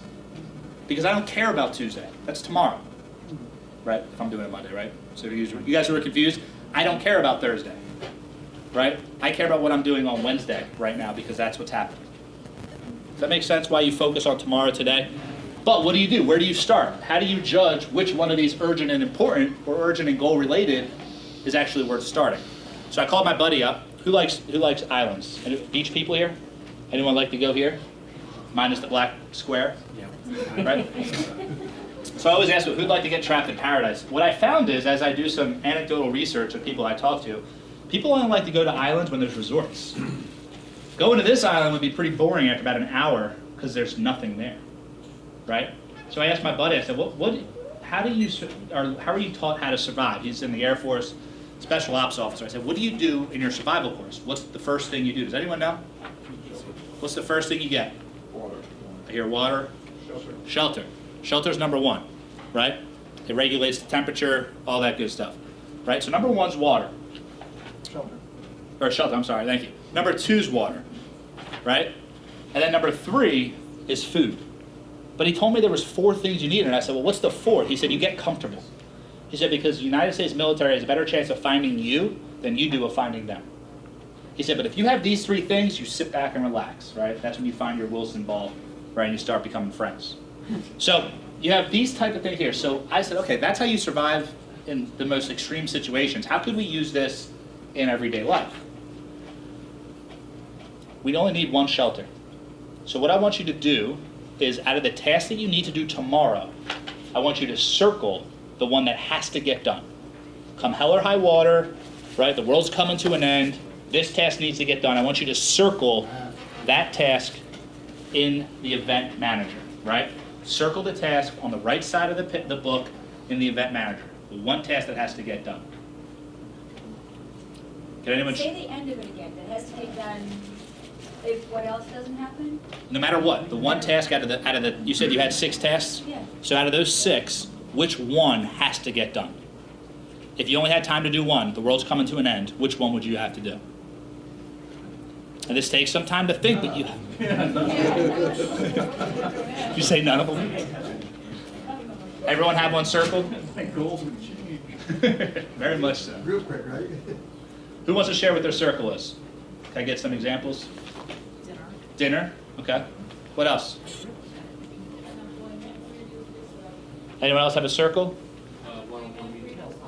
One-on-one meeting, an appointment previously set up, right? So you guys are my circle today. You're welcome, right? I had to show up here. Everything else can wait. I had to show up here. You were my circle today. After we do our circle, then you go to the water. 3 squares. Square the next 3 important tasks that you want to do. Right? Square the next 3 that you want to do. Again, it's really strange because I did this before you even told me, and I've never done your workshop. That's really funny. It's natural. I told you, it's all based on human natural abilities. That's really funny. I know. All right, so we have 3 squares, and then finally you go get the food, right? Circle the next 3 that you need to get done. And here's what's happened, right? If some of you guys who said you had 2 or 5 things you need to get done, now you start moving into the non-urgent. And you can start going after those goals that you really want to achieve, and you can pick the one you want to do, right? Once you get out of the urgent the urgent spot, the part that has to happen that day, then you get to be creative and have the time to think through a lot of your tasks. Yeah. How detailed do you, so there's like, you have a conference call where Yeah. you make calls, like, there's, and I think about like, you know, you have 50 clients, you have all this follow-up. Like, Yeah. Are you listing like, you know, Wednesday, you know, Bob Right. proposal, or how detailed? So and then also along what I said was like, I am work and deal with house stuff. Yeah. So like dinner, Yeah. you know, I mean, and is that something, and grocery shopping, or those, is that, because my list would be 100. So like, Right. how do you make it realistic and Right. not every detail? So you basically, if you look at it, it's very broad, right? So one thing that I have being in sales is I always have one on here, obviously this is an older one, that says follow-up. And then on my notes page, or that track it page, which is, if you guys haven't seen it, every week has notes and track it. On the track it page, I'll write up 10 people I need to follow up on, right? Or if you need to go get groceries and you need a grocery list, I'd write it, like I'd have everything in one spot. So I'm very broad on the descriptions. So does that follow-up ever become urgent? Is that ever in the urgent category? Sometimes, yeah. And how did, like, because one of those people on that list and track it is urgent, Yeah. but the rest aren't? And- Yeah, but I would say that's why it's your system. You know that, right? So when it's complete, you say it's complete. This list doesn't dictate your life. You dictate this list. And that's, I think, the biggest mistake people make when they make plans, is they write the plan and think the plan is now the boss. And guess what? You're the creator. So if follow-up is important because you need to make one of those 50 phone calls as a follow-up, then yeah, that follow-up will go as an important and urgent task. And once you make the one that needs to be made, you can cross it off. But only you will know that. No one else will know that. So I like to stay broad on my tasks, and if I need to add detail to it, like we were talking in the back about adding detail to the task, you can add as much as you want. What you'll find is this is really just to jog your memory of what you need to do. Does that make sense? It does, I'm just trying to be realistic about, like, if I'm gonna use something like this, Yeah. then I need a process or consistency around, okay, well, I know I have to feed everybody every week, so Yep. am I writing down, like, get groceries, and then that becomes like, oh, this is annoying, I'm start ignoring it. So that's what I worry about Right. with Well, that kind of stuff. yeah, what I say is that we tell people, whether you're a mom, staying at home, or working, or doing both, is put everything on there. You'll find grocery shopping, you might have to go a couple times a week. You don't have to write grocery shopping 4 different times. Write it once. Every week you go grocery shopping. As far as when you go, that's your decision. Right? All the different tasks. If you have kids' tasks, and kids' tasks are 15 different things that they have to go do sporting-wise, then I would say we use the track-it page, and we do this. We work with people one-on-one if they feel that their life's a little bit too crazy for the system. We work on how we customize it specifically with you. So we can talk afterwards. I can give you some more examples on how that works. But we haven't met a single person whose life is too busy for this. It's not busy, it's more just, like, you gotta like, pick it and like, apply it, or otherwise you start to Yeah, ignore it. well, and that's where it comes into, it's the fact of how do you make this yours? Yeah. And you have to take the system, use the bones of it, and make it fit around your life, not make your life fit around the system. Again, that's not the point of this. The reason why it's so broad is, and again, we have to see what your answers are and what your tasks are to know how to really answer your specific question. But if anyone else is wondering, my life's I have 1,000 things I need to do, it's so broad, how do I manage it in one simple system? I'd have to work with you individually to show you how it works, outside of make the task broad and then go into details as you need for your own mental jog, to jog your mental notes, to be able to move it forward that way. So here's what, like I said, this is what the week looks like for me, or the day looks like for me. I literally will go in and put the shapes around what it is that we need. The reason I do this, is anyone familiar with the term of switch cost? So switch cost is a study that was done about how much you lose in productivity every time you switch a task. And you have to stop and think versus just do. I don't want you guys to have to think. I want you to just be able to do. You think on Sunday. That's your plan. Then you do every day of the week, and you don't waste as much time. So switch cost, for those who don't know, is you lose 25% of your effectiveness every time you switch to a new task. But here's the funny part. Once you switch to that new task, you answer that random phone call, what do you have to do then? You have to switch back. So you get double whammied when you get interrupted by stuff. That's why focus is so important, and that's why I don't want you guys to be distracted by the rest of your life when you're working on the tasks you have at hand. So you have these 7 tasks right here, right? As you see, I only had 5 that were urgent and important, 1 that needed to get done, and then 6 is the other thing that I chose to do with that extra triangle that I have. Now this seems like it's a lot to some people, as far as how much time and effort am I going to have to put into the system to make this work. Like I said, it's usually about 20 minutes on Sunday, and then when you roll that over, about 5 minutes a day, going from, for my situation, Monday, going, okay, what task didn't I do, and what do I now need to do on Tuesday? And then on Tuesday night, I take 5 minutes and I move things to Wednesday, and then on Wednesday to Thursday, and so on and so on. So it's about 20 minutes and then 5 minutes every day. So that's the answer. Again, this is a 3-hour program because I'm walking you through every little detail between the lines. So jumping into the daily schedule, who keeps the daily schedule? You have a question? Sorry. I do, actually, and if something is related to a long-term goal you have, Yeah. but not related to a weekly goal, which Yeah. of the columns do you put it in? If it's related to a goal of yours, you know that. Put it in the related to a goal of yours. Does that make sense? Yes. What if it's not related to one of those weekly goals, but related to a longer-term goal? You guys know what's related to a goal of yours or not. So yes, make sure you pop it in there. Yeah. You're probably gonna get to this. Uh-huh. If you already said how do you, I'm assuming this is like 80%, and then the 20% of things that just come up. I'm jumping into that right now. Okay, all right. Yeah. Nice segue. Yeah. Thanks. Appreciate it. Yeah, so I put together a list of things I want to get done in the week. Yeah. And then I kind of do them based on what I feel like doing. Yeah. And to put them in a schedule to say, I'm gonna do this on Monday, I'm gonna do this on Tuesday, I'm gonna do this on, It's suicide to do it that way. I don't want you to do it that way. I know, but I feel like calling this person, if they're all sort of equal tasks, I feel like when I feel like I wanna do it, I'll do it. Yeah. I mean, that's one way to live. I mean, it's going to be a lot harder. I mean, that's your choice, though. What I would say is, and again, we could sit down and see what you're talking about of equal tasks, is we, if we want to have control over our life, have to make a decision on what tasks are more important. And I think the word important freaks some people out sometimes, where it's like, well, they're all important, right? One time I had picked up my father-in-law from the airport, and I had it as not important. My wife was like, what the hell is that about? I'm like, we teach this. You know exactly what that means. She's like, yeah, but it should still be important. Like, your goal is to, all right, fine, I'll move it to important for you. Right, so there does take an element of having to make a decision on what you want to do. The concern I have with just doing a to-do list and doing what you want, when you want, is you have the ability to avoid things that need to get done. Now, as entrepreneurs, we have that flexibility, but especially as our staff comes through, we don't want them doing that. And I truly feel it's a lot easier to lead by being than telling, and being able to show, here's how I do it, and here's how you should do So it. this seminar and presentation is as much about us as our employees as well? It's about humans, right? So it's either way. What I tell people, like, oh, this works for teams too, and I'm going to get into how we share the plan and use it within teams. But yes, it's for both you as the individual, and then how could this impact the people you have on your team as well. So, daily schedule. This is something I always live by, and I always tell people, you got to keep appointments with yourself as you would with anybody else. It's the biggest thing. I'm amazed how fast we are to give up the one valuable asset we can't get more of, and that's our time. Hey, you want to grab lunch? Sure. Well, do you really want to grab lunch, or are you just saying yes because why not? And keeping your time and keeping appointments with yourself, right? Going back to the gym, that's my big thing. Like, if I have a reason to miss the gym, I'll do it.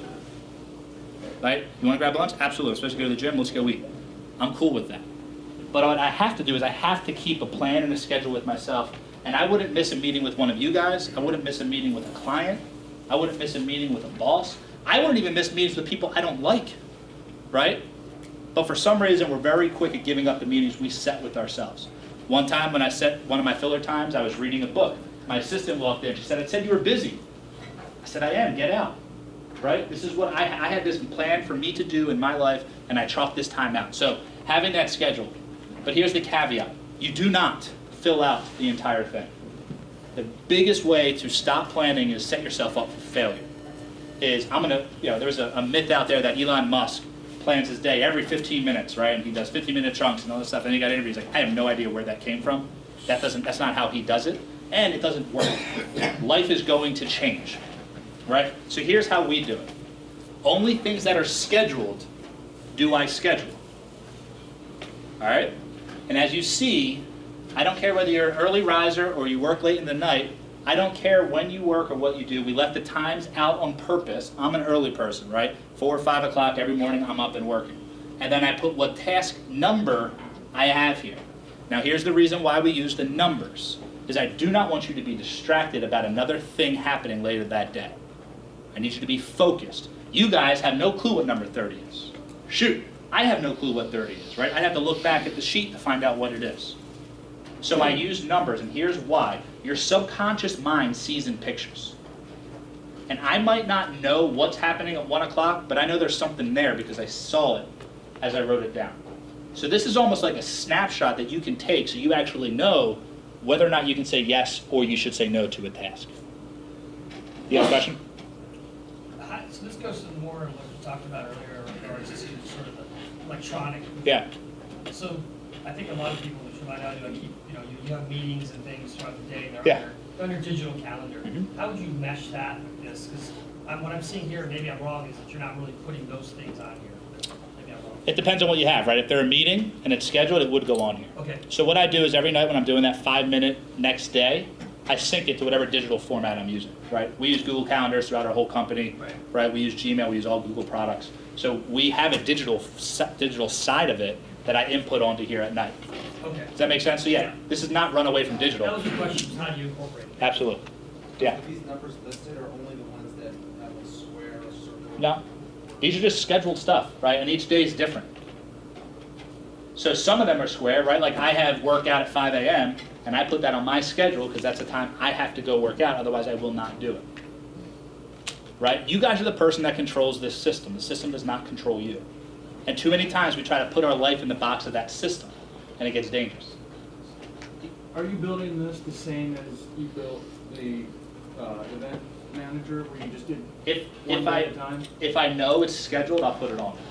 When I find out something's scheduled, it doesn't move, right? I put it on there. So I happen to, show this as if I knew what was happening the whole week. So do you typically try to, I guess, schedule priorities later in the day, or does it Well, depend on your day-to-day workflow? I go through, I do my circle first, then I do my squares, then I do my triangles. Right? In that, now unless the circle's scheduled later on. But Even if some of those lower priority items, you can knock out quicker. yeah, I think that's the biggest mistake people make, is they cherry pick. This is easy, I can knock this out real quick. Well, you start doing 10 and I'll knock this out real quick, you never do what you need to do. You get sucked into this, hey, I'm getting a lot done, that's called busy. I don't want you to be busy. Yeah, it makes you feel more accomplished. Yeah, I know. You want a pat on the back, call me, I'll say good boy, but let's do it right, and we'll go from there. Have you had people in the audience who had, where their business is meetings scheduled all day? Yeah, doctors, it's a great Something example. like that, so how does that fit in with this example? Yeah, so we do a lot of stuff with dentists and chiropractors, just because those are the niches that we fell into. And it's basically, they block out their workday. It's like if you were going to school for 4 hours, right? Like, that's just a block, you can't do anything. Now, if you want to fit a couple things in here and there, that's fine, but don't schedule a call in the middle of a time where you can't take a call. So yeah, sometimes you do it to block it out. Sometimes you go, well shoot, I only got 2 hours a day I can do any work. What do I do then? Well, then we got to talk. Maybe you wake up a little earlier. Maybe you go to sleep a little later. I don't know. That's where it gets very personal and individualized, and that's the point of this system, is as you use it from the basis I'm teaching you, is how do you customize it to how you need it. You had a question in the back. Yeah, so I've spent a lot of time thinking about scheduling hours, use time. Yeah. One thing that I've just been burdened with is email. Yeah. Yeah, so the way I do email is based on the time chunks. So his question was, he says he's burdened by email, it's just too much. First off, there's a book called The Hamster Revolution, which is a great book that will save you a lot of time in your email, and get your team to read it, and they should know how to use email properly, how to use Slack properly, how to use all those, don't just send emails to send emails, there's a reason. That's The Hamster Revolution. Old book, I don't even know if it's even in print, so you'll have to get on like Amazon or... Would you recommend like booking slots of time in the week to? Yeah, so I do an hour in the morning, an hour at night. That's it. And honestly, I get through hundreds of them in that hour. I mean, because I'm uninterrupted, and there's times where I'll read it and I'll know to respond to it later. So is that on your brain dump and then is that on your schedule? So it'd be on my brain dump of answer emails, or 90 minutes in emails, or 100 or an hour in emails, whatever it might be, and then it would be on my schedule if I wanted to schedule it. I don't always put things that I get to pick on my schedule, unless it's like a crazy day, and I'm like, I gotta do this at 4 a.m. because I'm flying out later that night, or I'm talking from 9 till noon, so I gotta do it at 6 a.m. so I can get it done before I get going. Does that make sense? Yeah. My biggest problem, my brain's not wired this way, right? I just don't think like this, which is my biggest challenge here. Yeah. And so this is, it's not having the system that's the issue, it's the motivation to stay with it. Yeah. It's not my natural instinct. Mm-hmm. And I guess the other way to stay with it is that I can see the benefits of it, feel the benefits of it. Right. How long before this kind of system Yeah. starts to yield some benefits? So the reason why this has been so successful so quickly is because of the way we teach it. You guys will have the system built for the rest of this week. So call me next week. You'll see a benefit. I'm not saying you're going to be worlds changed in a week, because you have to really understand the system. But what you'll find is just having this thought process will make this week run smoother. The goal is not for it to become perfect. It's progress towards what you consider perfection. And that's all we're looking for here. So if you see a little bit of an influx in that your life's a little bit more organized, a little bit more on point, a little less stressed, the more you do of this system, the better you'll be over there. See, I'm not wired this way. I'm not at all a detail-oriented person. This is totally against everything I do, but I'm a systems guy. And when I have issues, I build systems. That's what this is, because I couldn't do this without the system. If I miss this book, it's getting overnighted to me, no matter where it is, no matter how much it costs. I need that, because it's just the system that works. Does that make sense? You know what I mean? So yeah, I agree. If I was in your audience, if I was in the audience, I'd go, man, it's going to be tough for me to even implement. Like, I'm cool. I'm not doubting what you have in there, but just, my gosh, I just don't even want to. What I'm telling you is, if you were to give that time, the time it needs, and if you need us to customize it for you, again, we can do that one-on-one to help you get through that and have that accountability. But there's a lot of forums that do it together. And when you start doing it in the workplace, that's when it starts to become second nature with you. And I'll explain that in a second. Any more questions specifically? Yeah. How do you know what to schedule and what not to schedule? Is if there's a time to do it that you need it done, then I would schedule it. So like, for example, if you and I have a meeting, right? Or you have a meeting with a client and it's at 3 o'clock, I'd schedule that. If you need to get a task done, like rebuild a website or edit something for for your developers to do, you might need to schedule that so it gets done before whatever else happens in the week. It's really, really up to you. This is your system, right? So I can't tell you when to know you should or shouldn't schedule. When something needs to get done and you need to dedicate time to it, that's when you need to schedule it. Does that make sense? So, yeah, one more, then we'll move on. The biggest challenge is we schedule a time even for the email. Yeah. The email that comes from the responses Yep. takes longer, and many of those will have more of an interactive Absolutely. conversation. So The best thing, and Marcia and I were talking about this earlier, is that people send email and they start becoming conditioned that it's like a text conversation. But that's not the point of email. And a lot of companies let that happen in their culture of communication, which is a disaster. Right? My brother-in-law works for Twitter, and I feel so bad for him because he is always emailing. I'm like, what's? He's like, well, everyone does it. I'm like, why not text? It's just as annoying. Like, what's the issue? That's why Slack is so big right now. But now what's happening is everyone's using Slack like they used to use email, and there's going to be a new one that's going to come up and a new one that's going to come up because the problem's not the system, the problem's the way people are using it. That's a culture shift that needs to happen. And it starts with you, and it started with me going, look, I'm not going to email you right away. I'll get back to you in a couple hours. You can wait. If you need me, call me. People don't like to call. They love the email. So it's a culture shift, and we can go into how we switch that out later. All right, so let's move on so we can get through this before it's tomorrow. So here's the reason why there's numbers on one side and there's words on the other. A lot of people always say, oh, if it was just spiral bound, I'd love it. Great. Our goal is not for this to be pretty, it's for it to work. And there's a reason behind every single piece of the system. This is your plan, this is your execution. Sometimes people are so busy looking for the treasure, they forget to look at the map. Right? They have this focus, I'm going to go, go, go, go, go, but they don't look at the map that's right in front of them that explains exactly how and what they need to do, which is right here. Where this came from was our trainer was telling me about how I need to have my diet log with my exercise log. They need to be in the same book, because otherwise you're doing two different things. I said, well, that makes sense. Well, why would you have your execution and your plan separate? And if you could fold it in half, you would do it, so it's easier to write on. I want you guys to always know this is happening, because this is the plan you set, and this is how you execute the plan.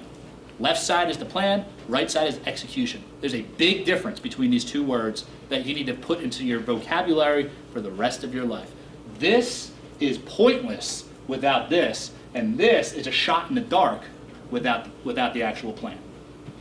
They go together. You need to do them together. There, back there. All right, so now that you have the system, let's see if this one works.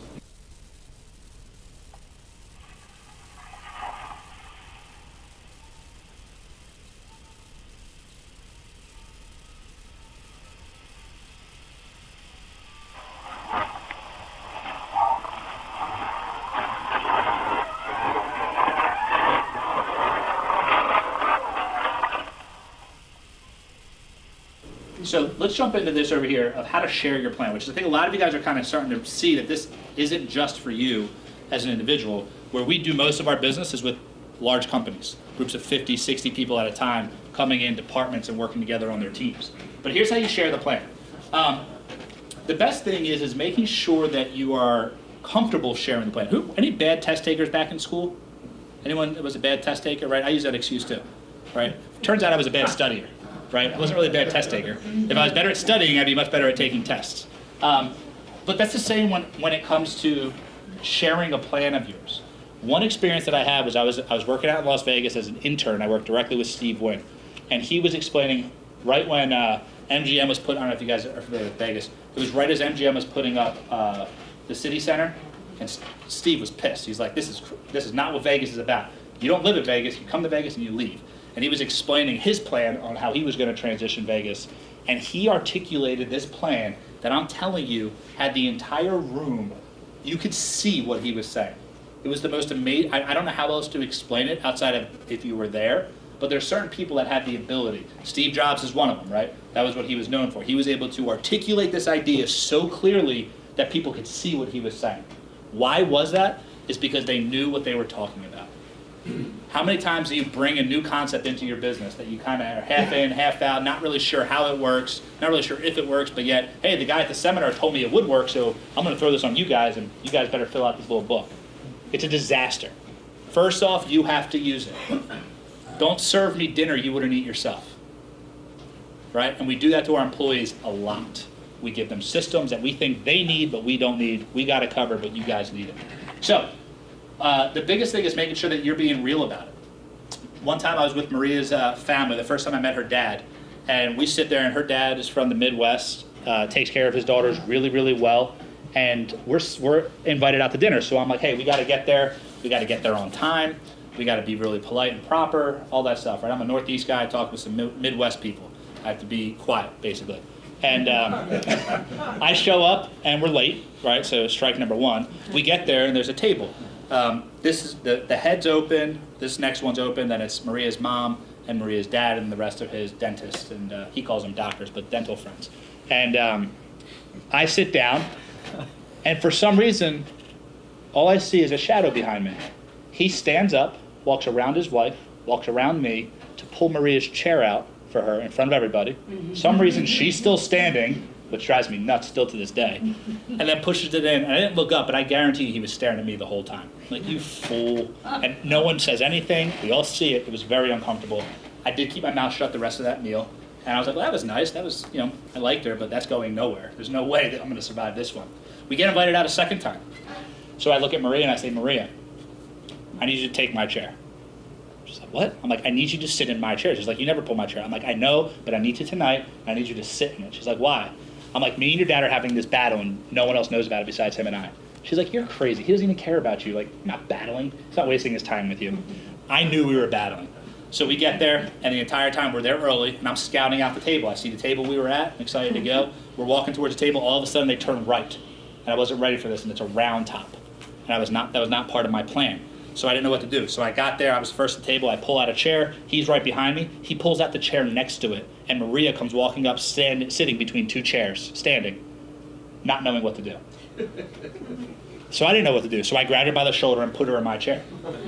He left the seat open, and he sat one over, and it's a round top, so as everyone's sitting down, this guy's over my shoulder, awkwardly waiting to find out where does he sit, so eventually we move over.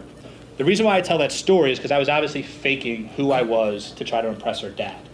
Turns out I spoke for his group about a year ago, and right before I went on, I realized, shoot, I never talked about this with him. Like, was it really a battle like this? So I asked him, I said, Doc, do you remember that time when we first met? He goes, you didn't pull out the chair. Like, I knew it. I knew you remembered. He goes, yeah, you look like an idiot. So don't fake it. If you fake it, you will get fake results, right? And this is not whether you implement this system with your team. Whatever system you implement, if it's not good enough for you, don't serve it to your team. It should. If it's good enough for you, I'm assuming you guys are busier than most of your employees to a certain extent, right? It should work for them. So make sure we're doing that. So here's where it goes, and this is where I think it's super important. Is the left side of the program is how I actually run my meetings. So if you pull up the weekly spread. Right? If you pull up the weekly spread, what I do is I go through, and this is when we do our pulse check with our group. I go through and I say, I want to know, what are you focused on? What are you grateful for? And what goals are you working towards this week? What are you focused on? What are you grateful for? What goals are you working for this week, inside and outside of work? If I know those three things about anybody, I can motivate you.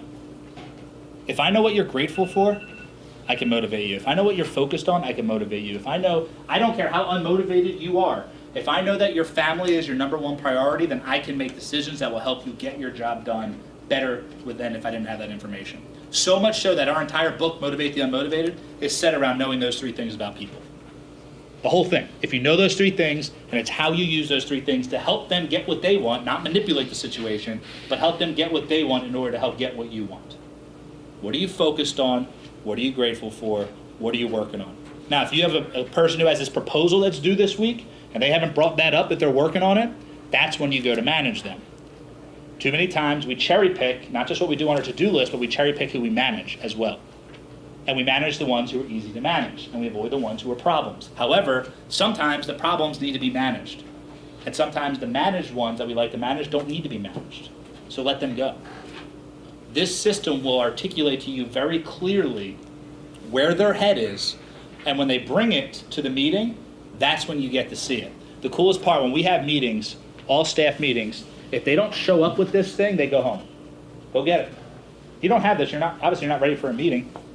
I don't need your laptop. This is not a laptop type of meeting. We're just talking. We're getting things out. We're showing what needs to be done. If you need to make a note on something digitally, write it down and then do it on someone else's time. But for 15 minutes, I want to know who you are. Alex, who are you as a person?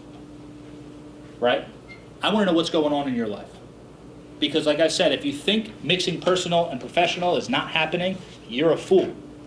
Everyone knows what everyone's doing in the office, with who, when, where, probably except you because you're too busy doing other stuff to pay attention to that. But with social media being very prevalent, knowing is very helpful. Number one. Number two, when your employees know what's going on in other people's lives, all of a sudden they're nice to each other. It's weird, right? I don't know where they start to like each other again. And the reason why that is because they recognize that they're human, which we tend to forget when we just are working as employees. It's very simple. My assistant had cancer, and no one knew about it until about 3 months in. She finally shared it with us. She would do chemo Friday, Saturday, Sunday, and then come in on Monday, not complain a bit. Eventually, her one-word focus was cancer. I was like, that's not your sign. What do you mean cancer? That's how oblivious I was to it. She said, yeah, I just finished my treatments. I was like, wait, what? She told us after, because she said, well, it was just personal. I didn't want to mix it. And it drove me nuts. I said, we need to be able to articulate this type of stuff, because if you have cancer, I think we need to cut you some slack, right? I think we can all agree on that to a certain extent. And too many times we don't know about that. If a loved one passes away, someone's sick, maybe they're not feeling well, maybe their dog died, right?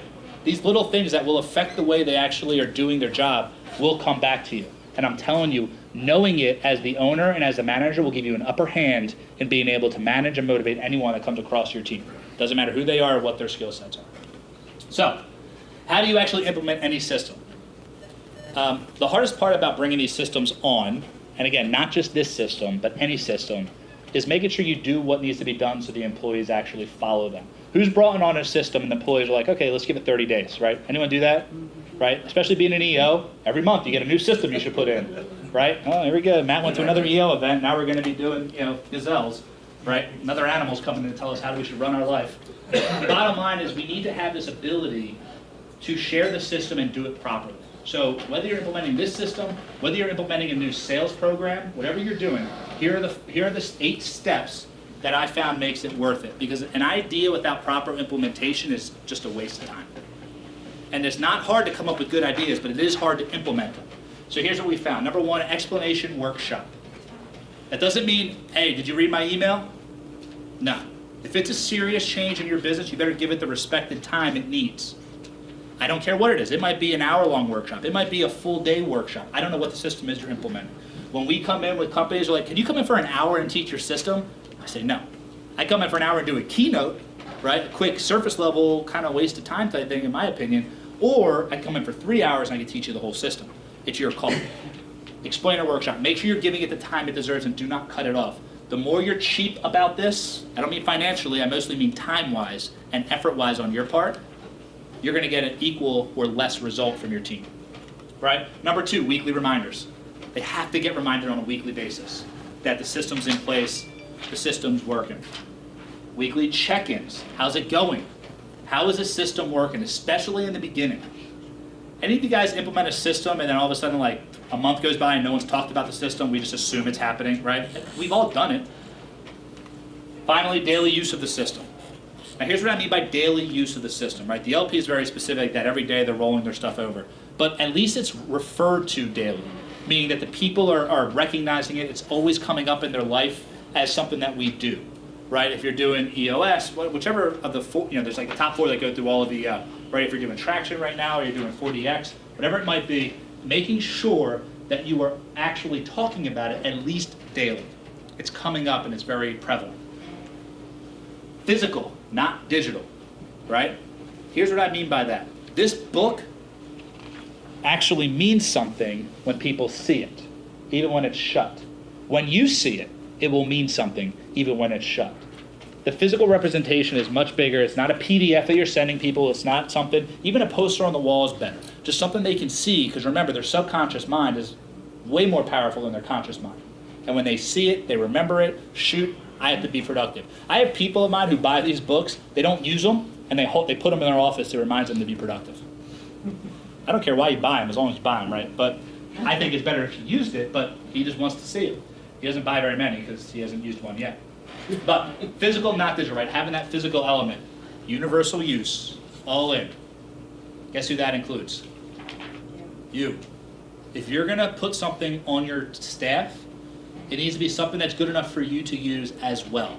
When we were talking with the Atlanta airport, we were working with the CEO, and the biggest thing that he took from it was when he started using it, everyone else did. And why is it? Because if it's not good enough for you, why should they use it? Now, some tasks they do aren't tasks that you're doing, so you might not need that specific system, but if you were to ever jump into that role for whatever reason, you have to follow that same system. Too many times as entrepreneurs, we think we could do it better. Yeah, you guys need a system, but I don't need that system. Finally, quarterly reviews. Check in on the system. I tell people the average system, whenever you're implementing, give it about 10 cycles to go through, 10 to 12. And that way you actually can see some traction on is it actually working. But then be comfortable refining it, not changing it, refining how it's being implemented in the team. And then finally, open to Q&As. If you're not comfortable answering questions, bring in a facilitator. I'm telling you, it's not worth the time. Well, why do we do it this way? Well, because that's what the person said. Well, that doesn't always work. You need to be able to answer questions comfortably to the individuals who you're forcing to use these systems. So those 8 steps are what we found introduces it. Now, we tried this out at the Atlanta airport. All right, the busiest airport in the world. Anyone know how many people go through the Atlanta airport a year? 40 million. 40 million? What else? Other guesses? 106 million people every single year go through. I think last year was 108. It's just wild. So I live in Atlanta, right? From a marketing perspective, you guys should all understand, if I'm doing a productivity system, I want the world's busiest airport, try it. Let's see if they can break it.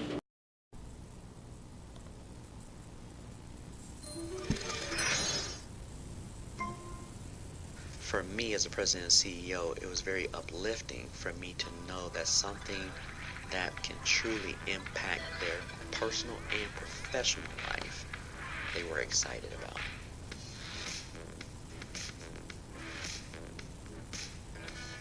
You can almost say just through utilizing the LP increases your productivity level, hands down. Right? And there's been plenty of books that have been written on this with the science behind it, but having the tool that's easy to use makes all the difference. So if I could have 75% of my, I don't even need 100% of them. If I could just get 75% of them utilizing this, the productivity level in the company raises. And it does it without me having to talk about a culture of productivity. The LP just creates it. Every individual, which is a part of the body and the whole, becomes more productive. So all ships rise at the same time. The company becomes more productive. So TYT is different from any other system that's out there, program that's out there, in 2 ways. The first one being the presentation. When Matt came in and presented to the company, very engaging, a teacher of the material, made it very easy for people to understand the why behind using the LP. And I think that's what grabbed everybody, is understanding a little bit of science behind the reason why you would want to use LP. And then the benefits that it could have for you. Presentation, right? But then when we look at the actual content, when we look at the actual tool of the LP, it's so intuitive, it's so easy to navigate. Overwhelmingly, the response that we received from all of our employees that attended was hands down the best response that we've had in our survey responses, in both the presentation of the speaker and the content. For me as a president and CEO, it was very uplifting for me to know that something that can truly impact their personal and professional life, they were excited about. It doesn't matter if I got a millennial who's fresh out of college, they want to win, versus my boomer who's about to retire and go out, sunset, they want to win. Everybody is trying to figure out, how can I be more productive? How can I win? How can I focus on those things that are most essential? And this LP goes across generations, and to me, it's a solution that says, if you want to be more productive, if you want to have a more enriching life, if you want to have a more fulfilled life, then the only way that you can do that is by prioritizing those things that are most important to you. We can start with me first as the president and CEO. There's so many people that talk about doing stuff, but then you actually have doers. So it took me a while, even with all the books I've ever read and all the stuff that I know, writing things down, planning out your day, writing your goals. I've heard it for years. I just never did it, which is odd because me, like most people, don't have time to do it, which is completely crazy, right? So I started finally realizing that, wait a minute, all the books I've read, and I have this incredible tool that I wanted it to be presented to my company. The funny thing is, anyone travel for work? Does anyone remember when the Atlanta airport, all the power went out? Yep. I was there 2 weeks before that. I got a lot of funny texts, right? Everyone's like, I'm glad we had pen and paper going, right? So here's what happened though. When we went in and worked with him, we worked with Kofi, and he brought up the video was kind of him talking about what worked so well and why it worked so well. And these were the points, right? The increase in productivity and intentionality. Could you imagine what your staff would do if they were more productive or more intentional? It's probably the more obvious one. Just increasing that concept of where their time is being spent, thriving through growth and change. The world is changing, technology is changing. If that's not part of your business plan, it's going to change without you. And the hardest part is, even though you're comfortable with the change, your employees have to be comfortable with the change. And how are they comfortable? Is having a foundation behind whatever system you're using. Again, forget my system, but whatever system you guys decide to use, making sure there's a strong foundation there that they can lean on as they need to move forward. And then generational connectivity. That's a massive issue right now, that people don't know how to get boomers and millennials to talk, and they forget the fact that they're both freaking human. They have the same desires, they just go after them in different ways. So how can we as a company bring them together? It's give them a structure that takes away when they were born and brings out that human part of them, right? Who are they as a person? What do they want as a person? They all want the same thing, they all want to win. The difference is how do they get there and what do they mean by that? And when they articulate it to each other, they then start to work with each other. Effectiveness and engagement, 2 E's that are so hard to get right now. And it's making sure that when your employees are working, they're actually working. Does anyone know the average amount of time an employee works if they're supposed to be working an 8-hour shift? 5 hours? 2 hours and 58 minutes. Inc. did a whole study on it, that the average 8-hour employee only works 36% of the time that you pay them. That's what we try to fix, and that's what these systems will do. Just a system that will show them who it is and what they're doing, and whether or not it is making sense, the time they're spending. I love when my employees bring their book to me, and they say, Matt, I need help. Let me show you why. Then I get to have a logical conversation with an employee, which is very rare, right? Usually there's a lot of emotion behind it. This gives me that ability to have a conversation. And sometimes they're right and sometimes they're wrong. But we have an agreed system that can show them how to better manage their time and move forward. So here's the commitment I have for you guys, right? You have my email down here if you want that weekly wisdom, or the detox is something obviously also if you want some information on. But my email is matt@lifepulseinc.com. What I would challenge you guys is take a 30-day detox on your life, your mind, and your time, right? And here's how this process works. Usually it takes about 30 days to do it.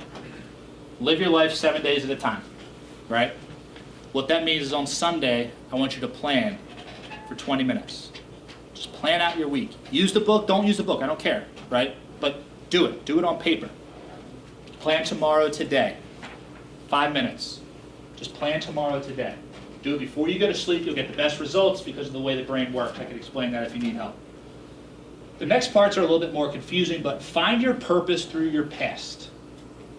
And what I mean by that is a lot of people try to find their purpose by where they want to go and what they want. It's much easier to figure out what you're supposed to do every single day by looking behind you at where you've been. Being reflective will help you predict the future. Finally, trust your core values, that 15-year focus, right? We talked about that. And then share your plan. Sharing this is what's made it so effective. If you remember, you're 77% more likely to achieve a goal if you write it down, have an action plan, and you share it. It's exactly what this system does. It's exactly what this detox will do to you. You do this for 30 days, I'm telling you, you will be a new person. You'll start feeling, although you're like, I don't like this stuff, it will just start making sense to you, because if you're like me, you want it, but you don't want to do it. Like, you want the results, but you don't want to take the actions, and that's fine. That's very common. Same exact things happens here. That's why I challenge you guys, do this detox. If you have any questions, you have my email address, contact me directly. If you need books, I have books. If you need, like I said, I'm an EO, I'm with you guys on this. And I love coming to speak to EO chapters because I know how much this can impact you as it has with other companies, from big to small. So anything you guys have, obviously let me know. I guess we could open it up to questions if you guys have any more, and we can go from there.